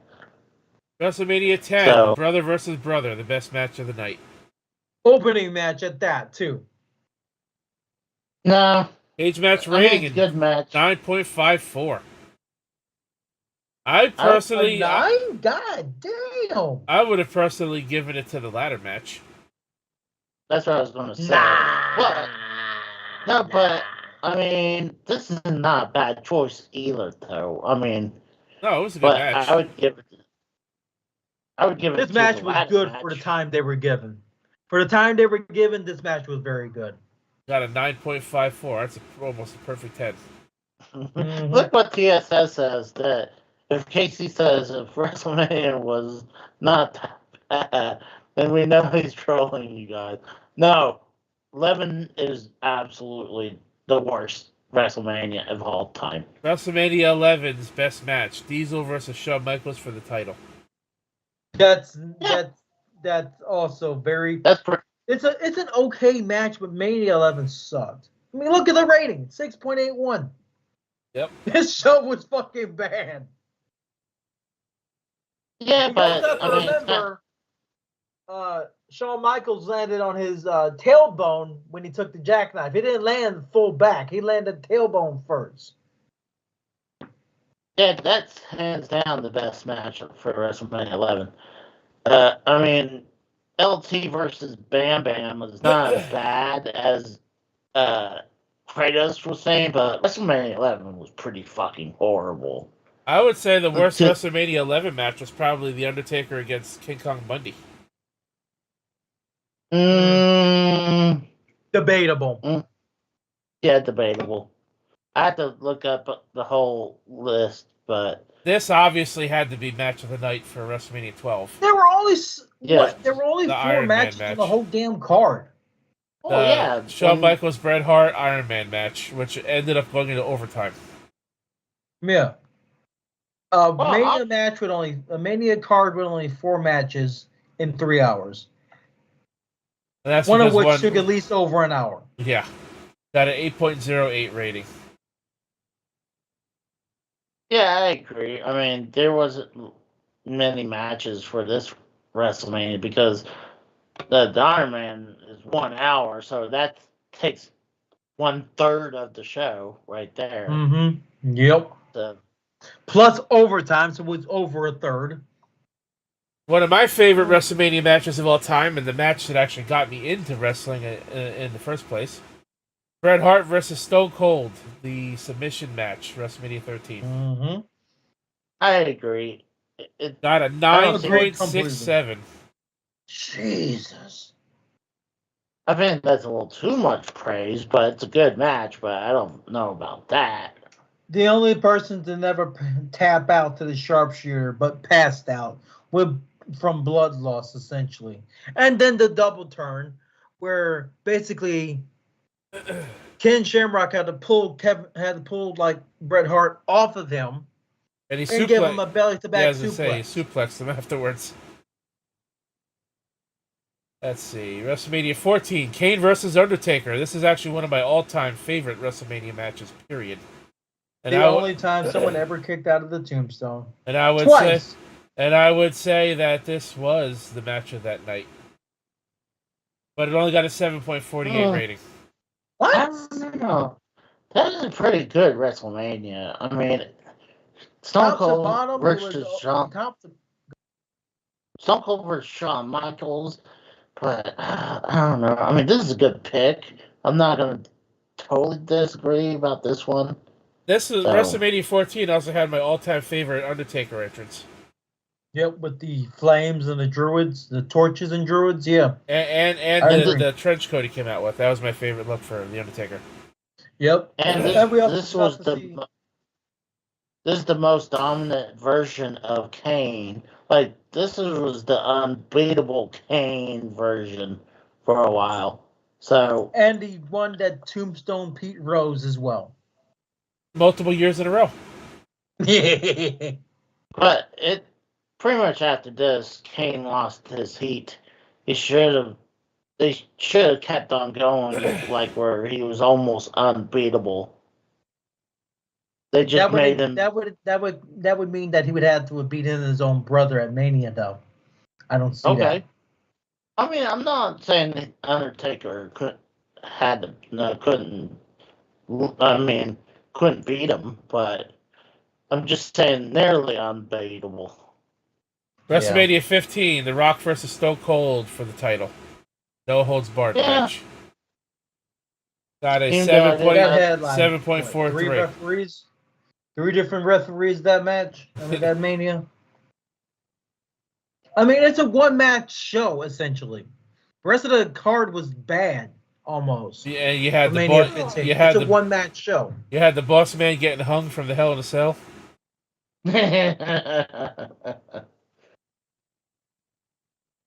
WrestleMania 16, which is dubbed WrestleMania 2000. Best match of the night was the Dudley Boys versus the Hardy Boys versus Edge and Christian, and the Triangle Ladder match. You know what?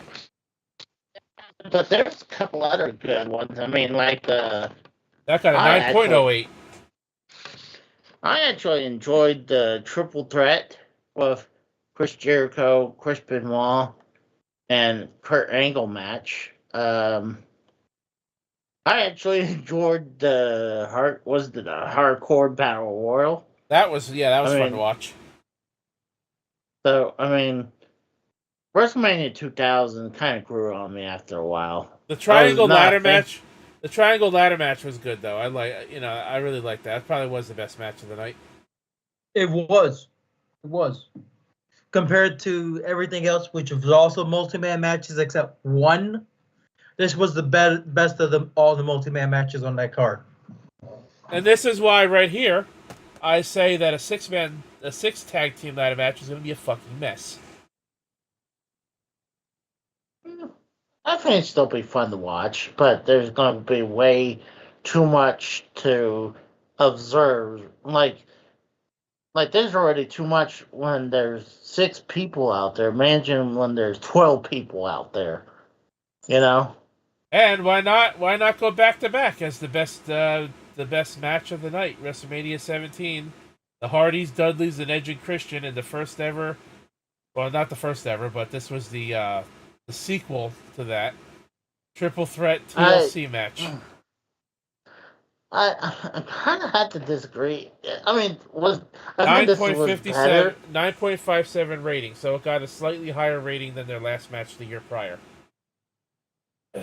Well, I'm gonna give you a heads up. I mean, I was at this WrestleMania, and there's some points I thought it was.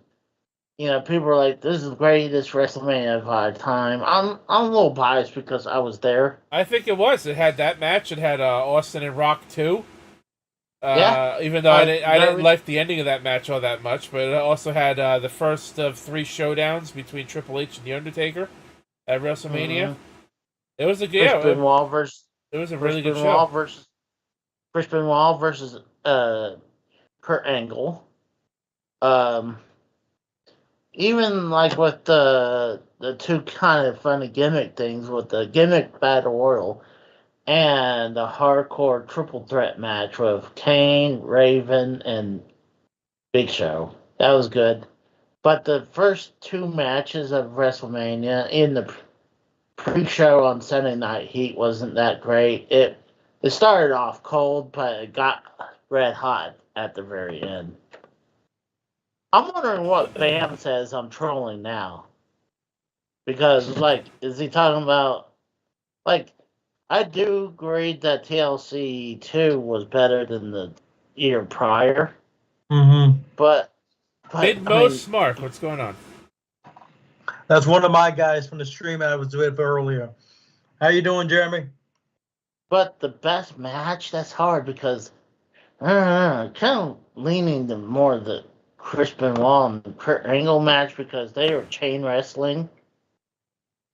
So I think this one is more. I think this match is more because of the spectacle of and the spot with the spear off the ladder. Casey loves it because he was in the Battle Royal.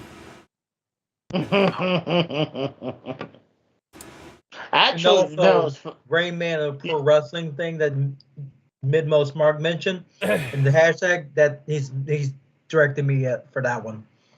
You know, it's funny. I had the program for WrestleMania X7.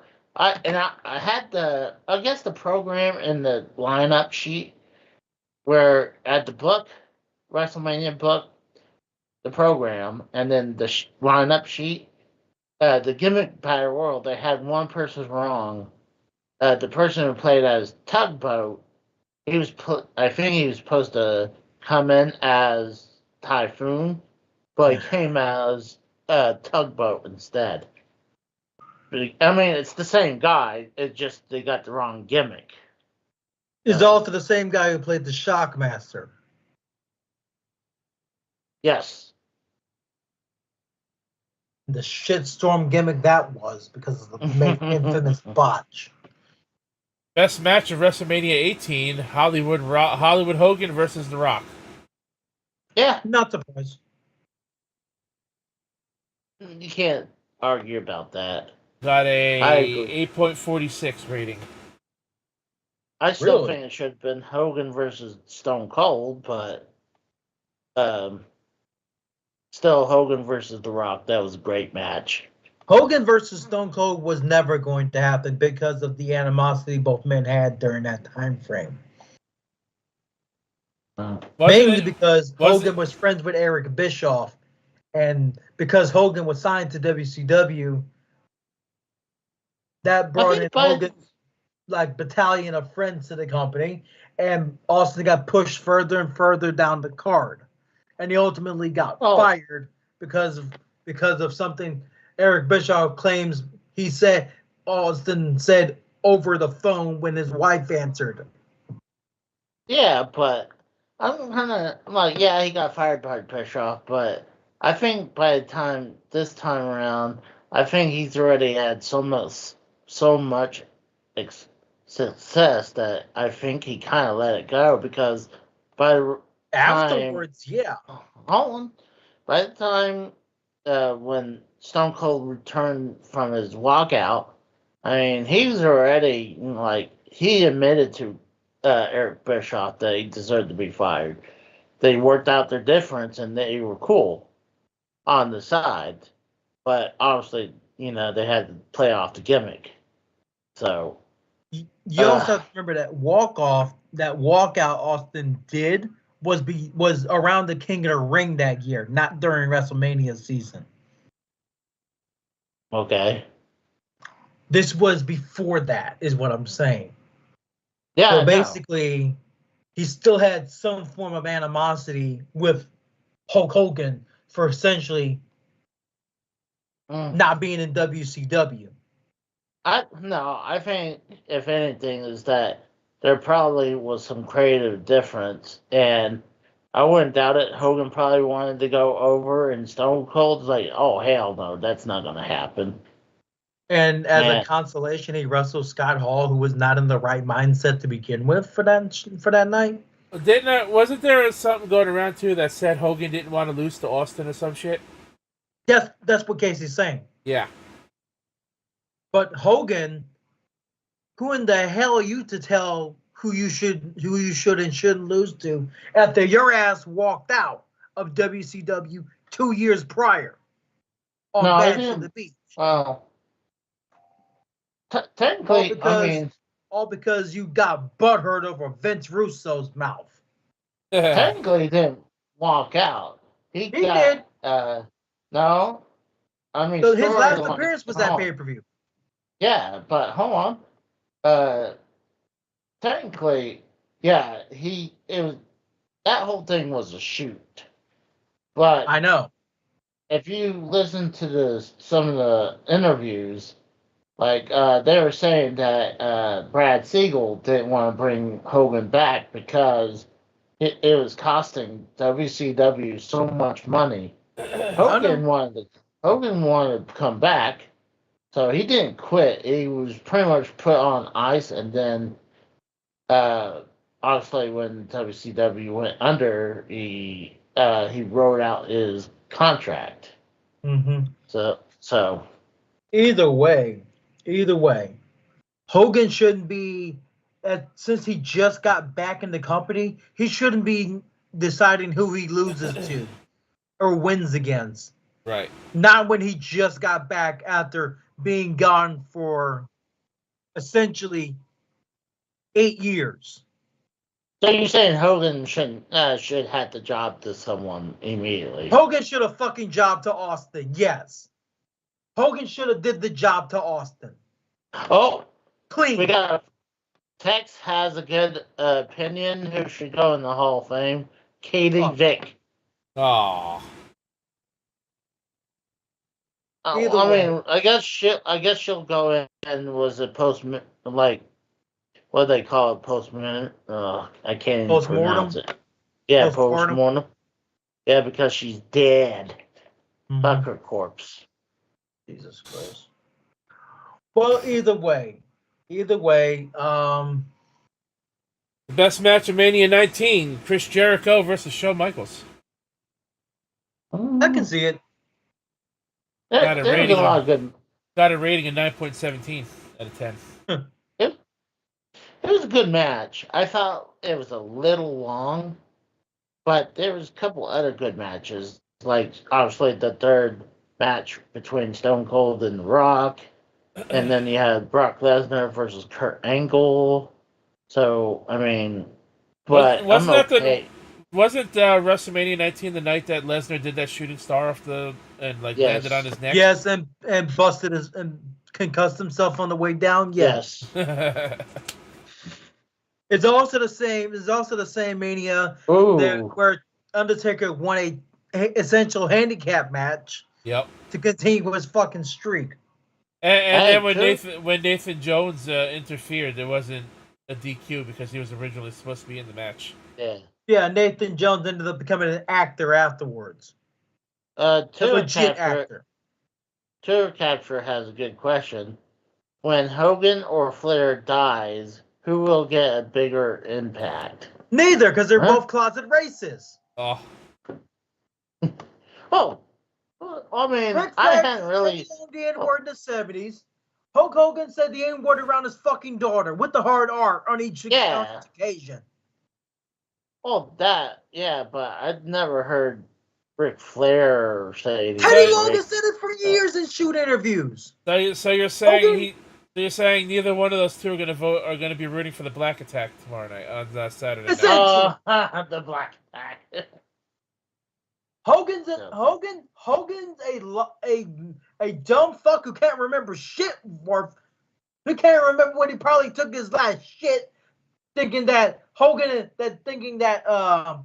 Brett and Shawn Michaels at the Montreal Screwjob happened at Mania 17. He's actually on recording saying that on the podcast. He said that just last week. You guys get me that. I'd like to hear that. He honestly thinks that Brett and Shawn happened at Mania 17 when Brett got screwed in Montreal. I'm like, you're a fucking idiot. Maybe it did. You weren't there, Kratos. Maybe it did happen. I was there. I could tell you it didn't happen. But... So you were in San Antonio. No, it was I know in Houston. you were, but still. It was in Houston. I'm just saying. I remember Hogan. Hogan his own podcast now. Hogan had to have his own podcast. Remember, Hogan was one of the hosts of WrestleMania how many years ago, and he thought he was in the Superdome when they were in the Silverdome. They were in the Superdome. He thought they were in the Silverdome.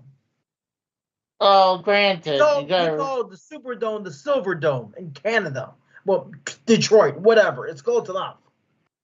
Well, granted. But still. I mean, Superdome and I'm like, I can see why. I mean, God, it was WrestleMania 30, so he mixed it up. So that's how do you I'm not mix up saying 27 years difference? Well, I'm just saying I can see it happening, Oh, and I'm Case, we saying all know you're a Hulk Hogan dick rider. We all know you love we all know you love Black Hulk Hogan. That's right, Black Hogan. We gotta find. Hold on, we gotta see if there's a picture of Hogan doing blackface.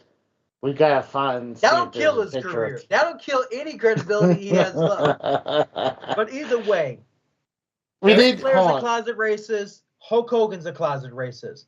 If either of them die, they get no sympathy from me.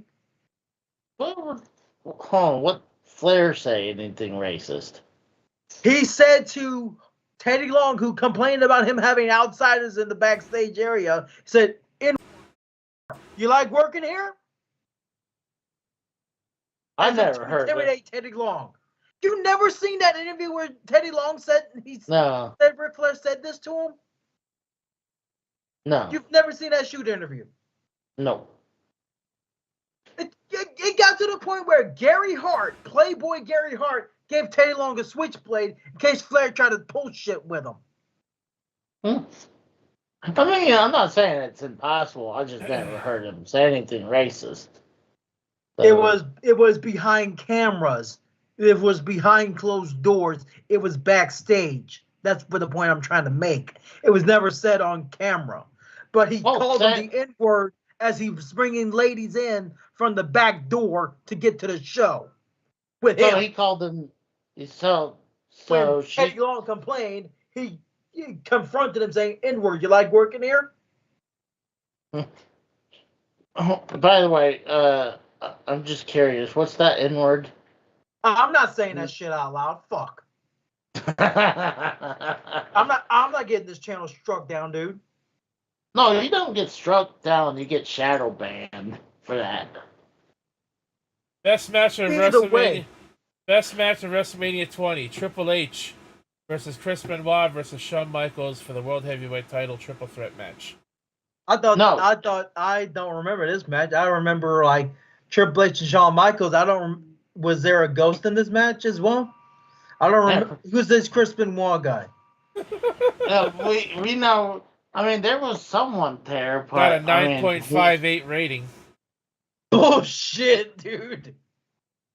A 9.58 rating for a ghost to win the same title he won in WCW 4 years ago. I was watching it recently on the Peacock, and they had Shawn Michaels and Triple H, and they blurred this other competitor, and the blurred competitor won the world title. You know, speaking of blurred, and I should have mentioned this during WrestleMania 17 because I went fucking nuts for it. Remember how WWE 2K24, the 2K, they all came out and said that Vince McMahon was blurred out in any instance of 2K24? They lied. They lied. They pulled the Hogan. Yep. They pulled the Hulk Hogan and lied. Vince McMahon. To their audience. Vince McMahon was not blurred at all, and I popped for it. I'm like, holy shit, Kratos, you still here? Look at this. Look at this. Vince McMahon's not blurred. They said he was going to be blurred out, and he's not. Yeah, we both popped for that shit. Well, didn't they have audio of Vince saying "Welcome to WrestleMania" or something like that? So no. But the fact of the matter is, he wasn't blurred in the match they had for Mania 17, where he helps Austin beat Rock for the third time at Mania, and then Austin turned heel. They didn't blur out his face, but they blur out Jim Ross's face. They blur out Earl Hebner. Well, they blurred out everyone at ringside except Paul Heyman and fucking Vince McMahon. You know what? I'll bet money I know why. It's probably because they don't work there no more. That's why. Rhodes said the exact same thing, but Earl Hebner, he doesn't work there for different reasons. Because him and his older brother, his twin brother Dave Hebner, tried to sell counterfeit WWE merchandise from the back of a fucking van. Wow. But yeah, like that's why they got fired. JR is working for AEW, so they're not going to want to promote anyone who's with AEW. So then why blur out Mike Chioda's face in the 2K20 the Rey Mysterio showcase? They blurred out his face. That's just stupid. I don't know why they're blurring all these people out. Like if I could safely say too, the worst match for WrestleMania 20 was Goldberg and Lesnar because nobody gave a fuck about that match at all. No, that was Shane was even chanting goodbye to fucking Goldberg. Well, Shane was allegedly in the audience for that match when they were saying goodbye to Goldberg. Well, I hate to do this. I'm getting sleepy, and I need to get. I think it's because I took that muscle relaxer. So I hate to bail out, but I'm getting sleepy. You can't. You only got 17. Well, got like 18 to go. You can't muscle through another 18. I know, right? Like 10 more minutes. There's no way we're gonna get through 18 of them in 10 minutes. You'd be surprised as long as you don't talk so damn much. Right? I'll give you half hour. Well, we're gonna be done with it in less than half an hour. WrestleMania 21, best match: Kurt Angle versus Shawn Michaels. Yep.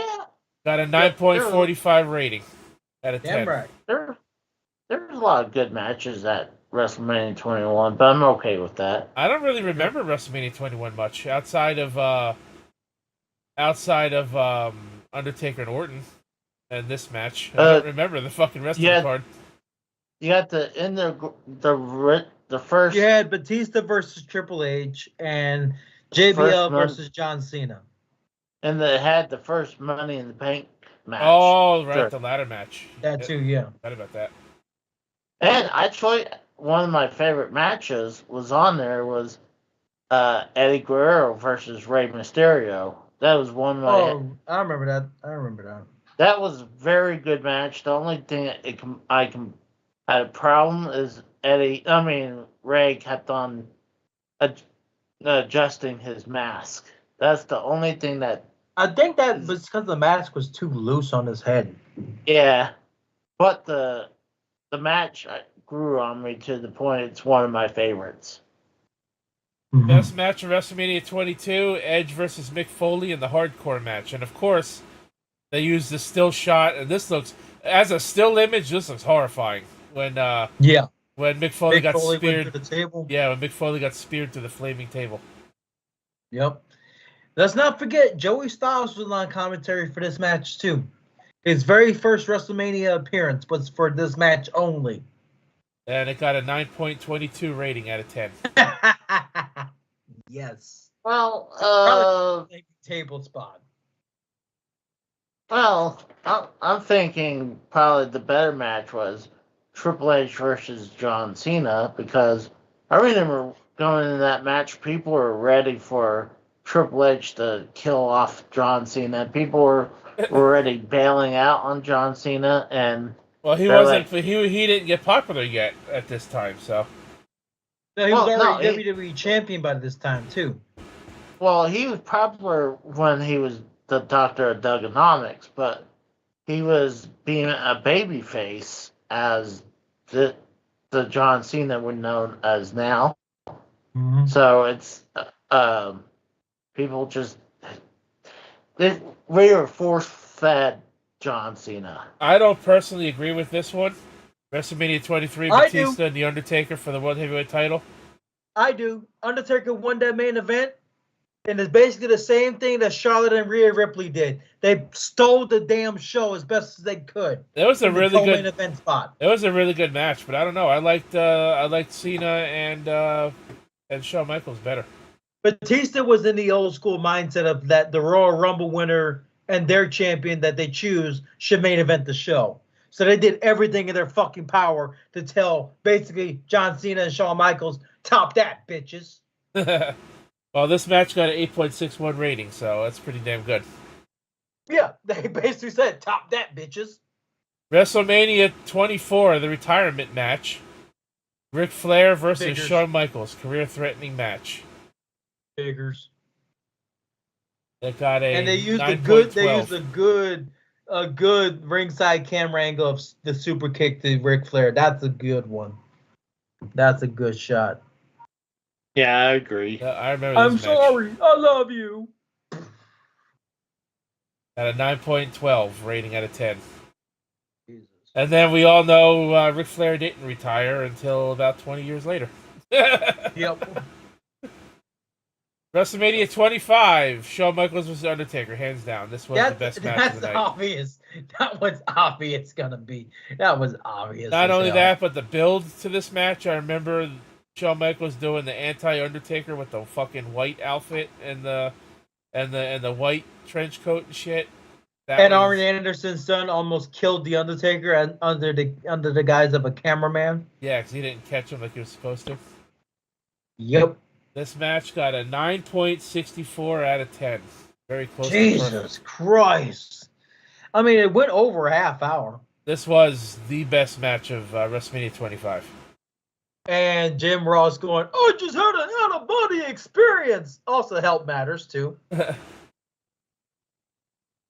Best match of Mania 26 was the rematch. Shawn Michaels against The Undertaker. Career versus Streak. I don't remember this being a no DQ match. I think it was because there was no count out. I don't remember like a lot of like weapons being used for this match. Yeah, I was gonna say I don't remember weapons. But I remember Shawn Michaels taking a table bump by trying to do a moonsault off the apron, I believe, and then put himself to the table. The rematch got a 1/10 of a point less of a fucking rating, which tells you how good this match was. This was a good match. It was. WrestleMania 26. It was also the main event that year. WrestleMania 26 is another one of those cards I don't really remember, but this was an amazing match. Yeah. 27. Same situation. Again, Undertaker in the best match. What was this, 4 years in a row he got the best match? No, 4 to 5. Yeah. Three out of 4. 3 out of 4. Well, Triple H versus The Undertaker. This one I remember being a no DQ match at WrestleMania 27. Oh, yeah. This was the one that The Undertaker couldn't get up from. And also people remember it as the year that Dry Ice burned Triple H during his own fucking entrance. Yep, and he lost the match. Undertaker couldn't get up, and he wanted a rematch with Triple H because he felt that even though he won the match, Triple H beat him so badly at WrestleMania that he wanted a rematch to prove that he could whoop his ass. Yep. That picture. And did with Shawn Michaels as the referee. That picture doesn't look good for Triple H. It almost looks like his gut is going over his shorts. Yeah, it is. It is. That's probably because of the dry ice spot. The spot of the dry ice giving like burning his left side. This match got an 8.5 out of 10. Wow. Yeah. Hey, look, Scott Armstrong, the referee. WrestleMania 28, the rematch. Triple H versus Undertaker, the end of an era match. It was billed as the Hell in a Cell. Yep. Got a 9.17. I was going to say WrestleMania 27 is like the runner-up for the worst WrestleMania of all time. Yeah, I didn't like 27 either. The only Miz match that he doesn't even fucking remember. He was concussed that damn badly. He doesn't even remember the match. And you know what? I said Undertaker and Giant Gonzalez was the worst WrestleMania match, hands down. I forgot about the Michael Cole and Jerry Lawler match at WrestleMania 27. No, I still prefer that over Undertaker versus Giant Gonzalez. I don't know about that. Honestly, you are out of your fucking mind. Are you sure you're not saying that because Stone Cold was a referee? No, I'm just saying because I thought that was a horrible match. I don't know. I mean, it was not much better, but I think if you had to choose between one or the other, which one's worse, I would say Undertaker versus Giant Gonzalez was worse. I still don't know why they hired Pee Wee Herman to co-host, quote unquote, with The Rock on Mania 27. After all, I mean, his contribution to Hollywood is okay, but jerking off in a theater around kids is not. Right. WrestleMania 29. I don't agree with this one. Best match of the night: CM Punk, Undertaker. No. Yes. From a wrestling standpoint, yes. Got a 9.08 out of 10. For Rock and Cena 2, yes. I was at that WrestleMania. That, to me, I think WrestleMania 29 got a bad rap. I thought it was really good. I mean, this match should have main evented over Rock and Cena 2. Well, once in a lifetime. Once in a lifetime, but it happened again. Yeah, that's my point. This was in a co-main event spot. Well, from a wrestling standpoint, this was very good.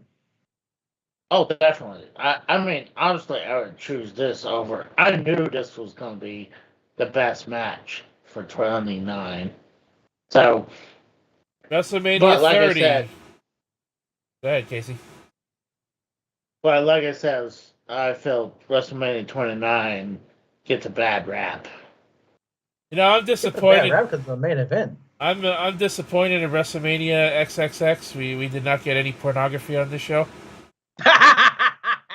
No, that's right. Good point. Daniel Bryan versus Triple H versus Randy Orton. Oh no.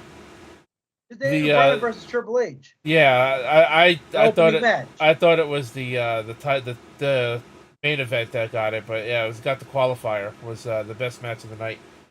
The first match on the card too, and that says a lot. That says a lot. Got a 9.04 rating. Jeez. Wasn't Daniel Bryan? Daniel Bryan is like one of the only few instances where a wrestler competed more than once in the same night, right? At the same show. He also beat 3/4 of Evolution that night too. Yeah. One of them, like Bret Hart, did it at WrestleMania 10. Yeah. 10. Oh yeah, Hogan technically did it at 9. No. Yokozuna did it 2 times at WrestleMania 10 because he fought. No. Oh yeah, you're right. Both Bret and Yokozuna both worked double duty at Mania 10. Yeah, you're right. And Hogan technically did it at WrestleMania 9. We don't count that. Barely. He barely did anything at 9. I mean, he wrestled a tag match and had a segment that turned into a title match. An angle that was a title match in the end. All Hogan did is after the tag team match is that he just did the leg drop. That's it. Yeah. That's it. He ducked underneath Starlton in the eyes. Aimed at him, then ended up in Yokozuna's face. Then leg drop. 1, 2, 3. That's it.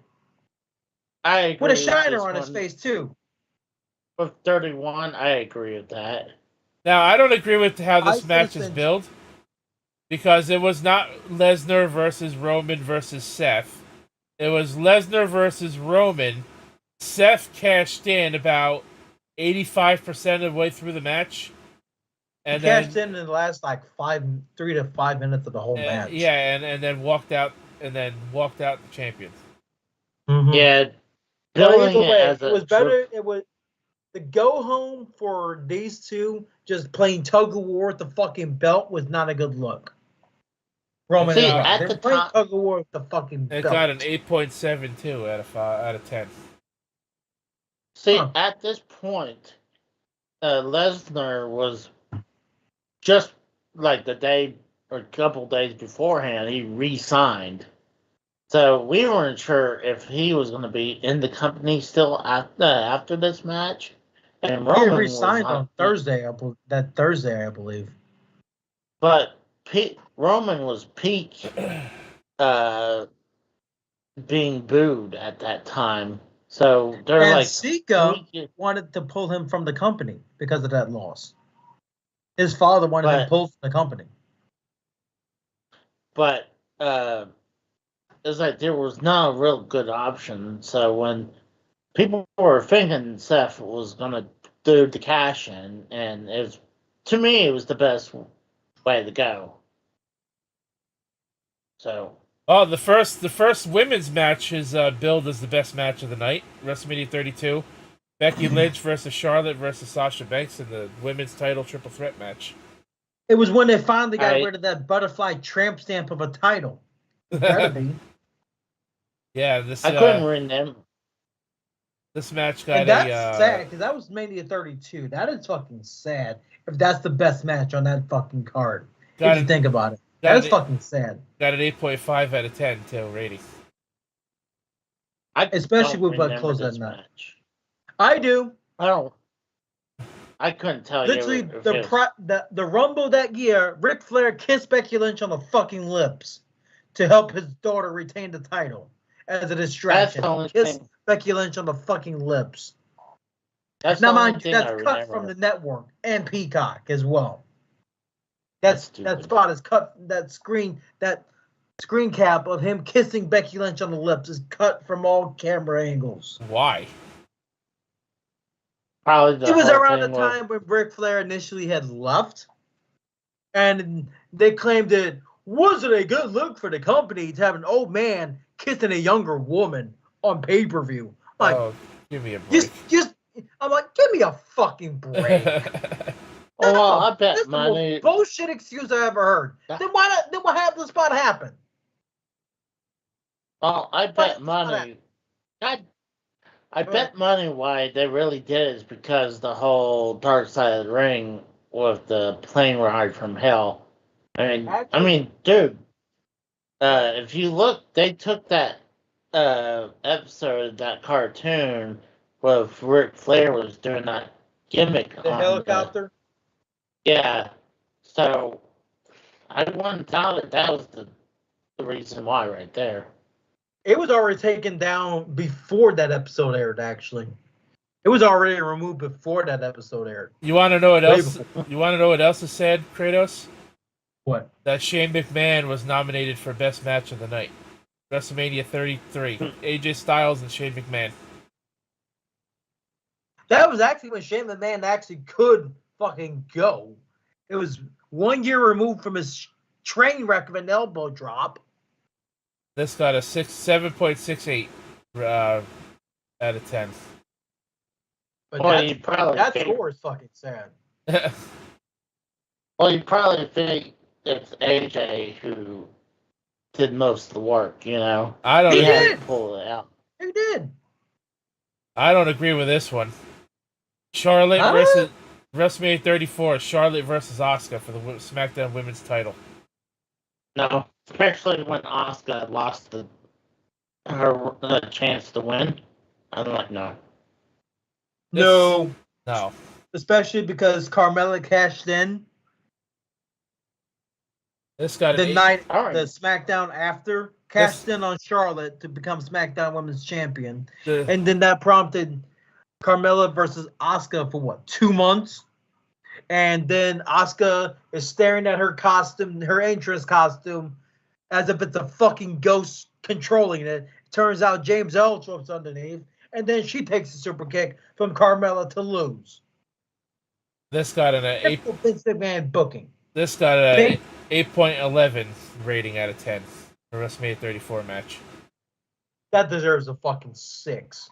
35. Daniel Bryan versus Kofi Kingston when Kofi became champion. When they finally put the black man in, when the first of 3 only black champions, mind you. Yep. The first of only 3 black champions. And it got a 9.06 out of 10. This is a good match. Very good. Oh, think about it.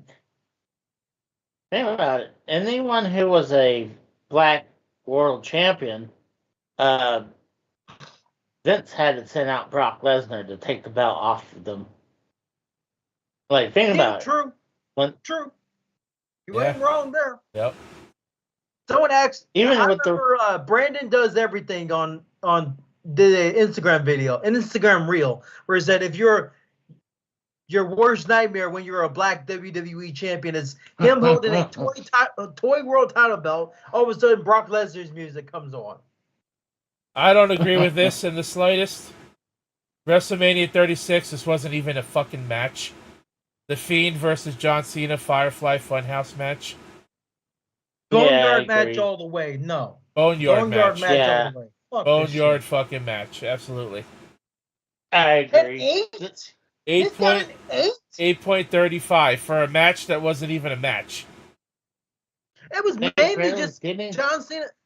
John Cena was cosplaying under all his gimmicks and even in an NWO shirt. This wasn't a fucking match. Where the hell is the match? Right? It's just John Cena going through his multiple gimmicks, pretending he thinks he's Hollywood Hogan while strumming the world title as if it's the fucking guitar.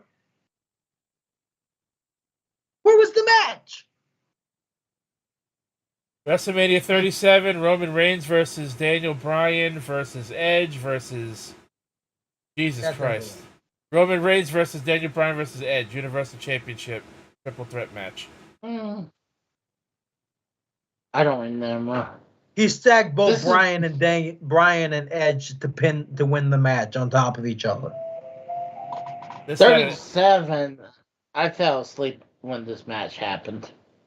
Oh, Jesus Christ. This got an 8.92 out of 10. Well, considering we had Tamina win her first title on this fucking card. This I do remember was the WrestleMania, the Tampa Bay WrestleMania run back because of obviously 36 being put in the Performance Center for obvious reasons. Yep. And also we got to see Michael Cole and Samoa Joe in fucking ponchos because it was raining as well during the show. Right, I forgot. This is the one that got delayed by an hour because of the rain. Yes. Yep. And I argued with some dumb fucking cunt on Twitter about how the show's probably going to get fucking delayed because of the rain. And this lady was like, what do you know? It's not getting delayed, blah, blah, blah, blah, blah. I'm okay. I'm like, okay, I'm going to sit here in my nice, dry living room and watch WrestleMania while you're out there getting soaked. This person you were arguing with was at the show? Yeah. Dumbass. Oh, I mean, when you buy tickets, this cuts it off at 37. They didn't rate 38 and 39. Well, at 38, How old is this? Apparently a couple years old. Well, I was at WrestleMania. March 2022. There's your answer. 2 years ago. They didn't rate 38 or 39. This 38 hadn't happened yet, and 39 obviously was a year later. Well, I was at WrestleMania 38, and I felt the best match of WrestleMania weekend, I would have to give it to Cody Rhodes versus Seth Rollins. So would everyone. Awesome match. Yeah, well, one, honestly, he had no idea who Seth Rollins was going to fight because it was a mystery. And it ended up being Cody's return match, and it was a hell of a match. Yep. So that would be my pick. I mean, what about you guys? I agree. Cody and Rollins in Cody's return match. Yeah, I agree. That. I mean, I would, because of this nostalgia pandering, I would say fucking Austin and Owens, but obviously Cody's match obviously is the right choice. 39. 39 was the only matches from that show I really remember was Cody and Roman and Ray and Dominic. Well, let's bring it up because I can't even remember because some of the early WrestleManias I can tell you had behind the back of my hand, but the more recent ones because I'm like, oh gosh, they're not as good as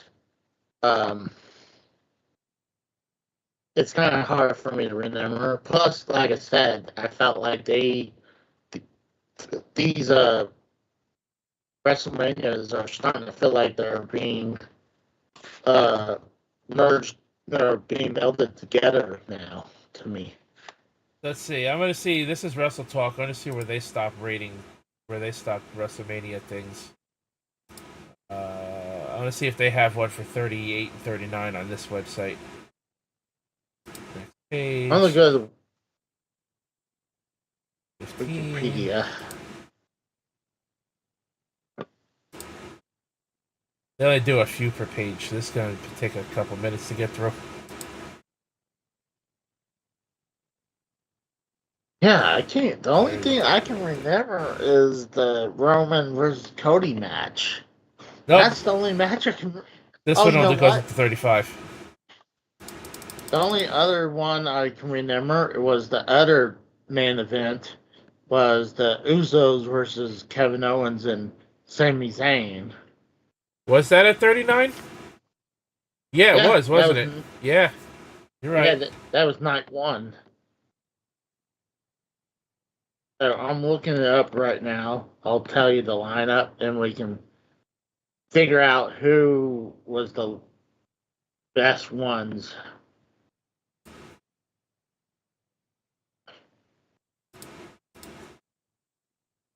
All right. Night one, we had Austin Theory versus John Cena. No. You got Street Profits versus Braun Strowman and Ricochet, the Alpha Academy. No. The Viking Raiders. No. Logan Paul versus Seth Rollins. No. Seth Rollins beat him. Oh yeah, I forgot. Last year too was that fucking that gimmick match with fucking Johnny Knoxville, right? No, that's WrestleMania 38. I thought that happened last year. No, it was 38. Trish, Lita, Becky beat Damage Control. No. I'd say the same thing for Rey Mysterio beating Dominic. No. Rhea Ripley beating Charlotte. Probably because, I mean, at least someone beat Charlotte at WrestleMania. You got Pat McAfee beat The Miz. And the main event of night one was Kevin Owens and Sami Zayn versus the Usos. Night two, you had, oh my god, this is horrible. Brock Lesnar versus Omos. You know this is Vince McMahon's work right here. Number two was Ronda Rousey, Shayna Baszler beats Liv Morgan, Raquel Rodriguez, Natalia Shotzi, Chelsea Green, and Sonya Deville by submission. This is probably the one that could have went for the best match is Gunther beating Sheamus and Drew McIntyre for the Intercontinental title. Yeah, that was a good match, and he's been champion ever since, so. Yeah. And then you got Bianca beating Asuka. Then you got Snoop Dogg beating The Miz when it's supposed to be Shane McMahon. Until he tore his quads getting in the ring. Yeah. And then you have Edge defeating Finn Balor in the Hell in a Cell. That was a good match. It's hard. I'd see either Gunther and Sheamus and Drew or the main event. I might have to get Gunther because I don't like how Cody didn't win last year. I'd probably give it to the Hell in a Cell match for last year. But it's we're going on the 2.5 hour mark. Casey wants to go to bed, so I guess we'll wrap up the show for tonight. Casey, now that you've gotten Elgato and you're able to actually do good fucking quality recordings, what do you have got coming out? I actually did 2 recordings today. I did one of the New Zealand story that was from the European exclusive NES game. And I did a Wrecking Crew for it's on the NES, but I played the Asian version cartridge, and this actually just came in its box. So yeah, I'm glad the Elgato's working and everything is the quality will be a lot better, and I will have less issues recording now. So I'm gonna be able to give better quality. So That took you long enough. well, I needed a new computer, and I had to find where my Elgato. And with the help of you for a couple days, figuring this out. I mean, shoot. I mean, we can tell people how like night one, like we're trying to we're trying to get the Elgato working. We're all like going through looking up like software. Yeah, and Downloading it all came down to you not having the right wire. Yeah, exactly. I had to have the right wire hook up from the laptop to the Elgato. And then we were still having some problems with the capture and audio, but we finally figured out late last night. So that was another ordeal because your setup is fucking weird compared to mine. But at least we got it working. Yeah, and once I get better internet, I will do some random streams. Which you've been mentioning for like a month and still haven't done it yet. No. I know. I mean, I got a million things I'm trying to do. Like today, I was in pain today, so I went to the doctor.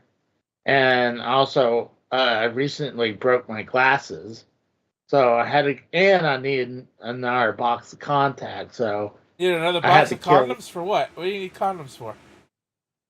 Contacts. So I had to kill a bunch of birds with one stone today. So when I got home, not only I took a nap. After I took a nap, I did some gameplay recording. But today I released Bible Adventures, a Nintendo NES unlicensed game. So, and I'm thinking I'll be doing more of these Bible games because they're horrible. And they're not accurate to the Bible. Like, I have Noah's Ark, that's a European exclusive game. Instead of Noah going around collecting the animals, he goes around and shoots bullets out of nowhere at the animal, not collecting no animals for the ark. And then the other one, Bible Ventures, is worse. But I'm gonna do more of these because I think it's funny content. So, all right. Kratos, what you got? That's it. Anything for you, dude?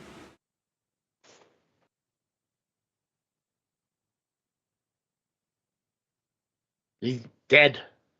Apparently so. Well, I got go ahead, Casey. Before we wrap up, I want to tell people at least night one I will be reacting to WrestleMania on night one. We'll all be here. I'll be here. I don't know about Kratos, but it'll be at least me and you. Yeah, and as night two, we're planning to have it on the Rhodes channel. If he's not able to, I'll do night two on my channel. Yeah, because I don't know what's gonna go on for Sunday just yet. I'll be watching Mania regardless. I just don't know what I'll be doing Sunday. Yeah, as far as me, I'm not going to be streaming fighting games on my channel anymore because they don't draw views. So I'm going to start streaming games that aren't fighting games. The only fighting game that really draws views is WWE, if you even want to call it a fighting game, because wrestling games are still classified as fighting games. Tomorrow night, I'll be doing a Twitch exclusive stream. I'll be finishing the WWE 2K24 showcase mode ahead of WrestleMania 40. Tomorrow I'll be uploading the final part of Mortal Kombat 1's Invasions Mode Season 4. So I'll be uploading that tomorrow. Saturday I'll be with you for night 1 of WrestleMania. Sunday, I don't know what's going on. Monday, it's supposed to be Monday Night Horizon with me and Sosi, but I don't know what's going on with her. She has been a little distant with me this week. She's not been very talkative. She's dealing with a bed bugs situation at her college. Oh no! And the college is not doing jack shit about it. They're like taking their sweet ass time.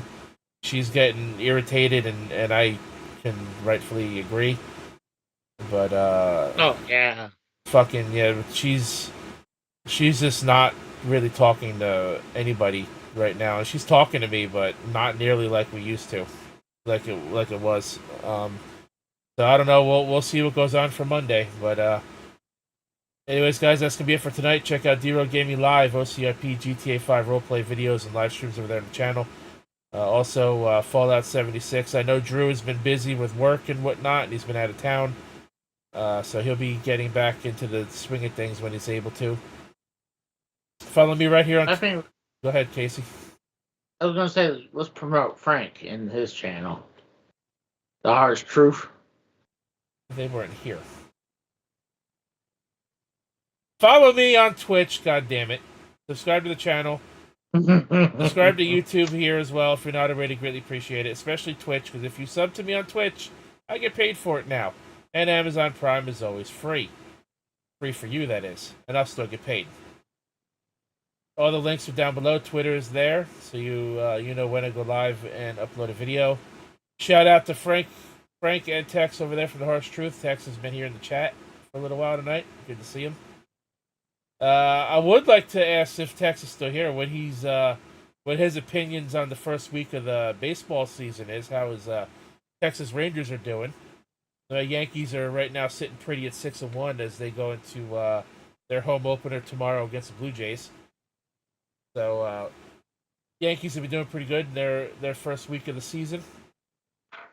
And yeah, shout out to The Harsh Truth, Frank and Tex over there. Look out, or look up The Harsh Truth on YouTube, rather. And yeah, anyways, guys, I'm going to get on out of here. Thanks for Casey and Kratos for joining me for tonight. Let's shout out the chat. We had Torque Capture, we had Siobhan, we had Jeremy Pia, or Jeremy P, I don't know how to pronounce your last name. We had Bam, we had Tex, TSS, we had Midmost Mark, and I believe that was everybody. And yeah, so we're gonna get the fuck on out of here. For next time, thanks for watching. Have a good night, everybody. For Casey, for Kratos, my name is The Rose. Have a good night, everybody, and we'll catch your ass down the road.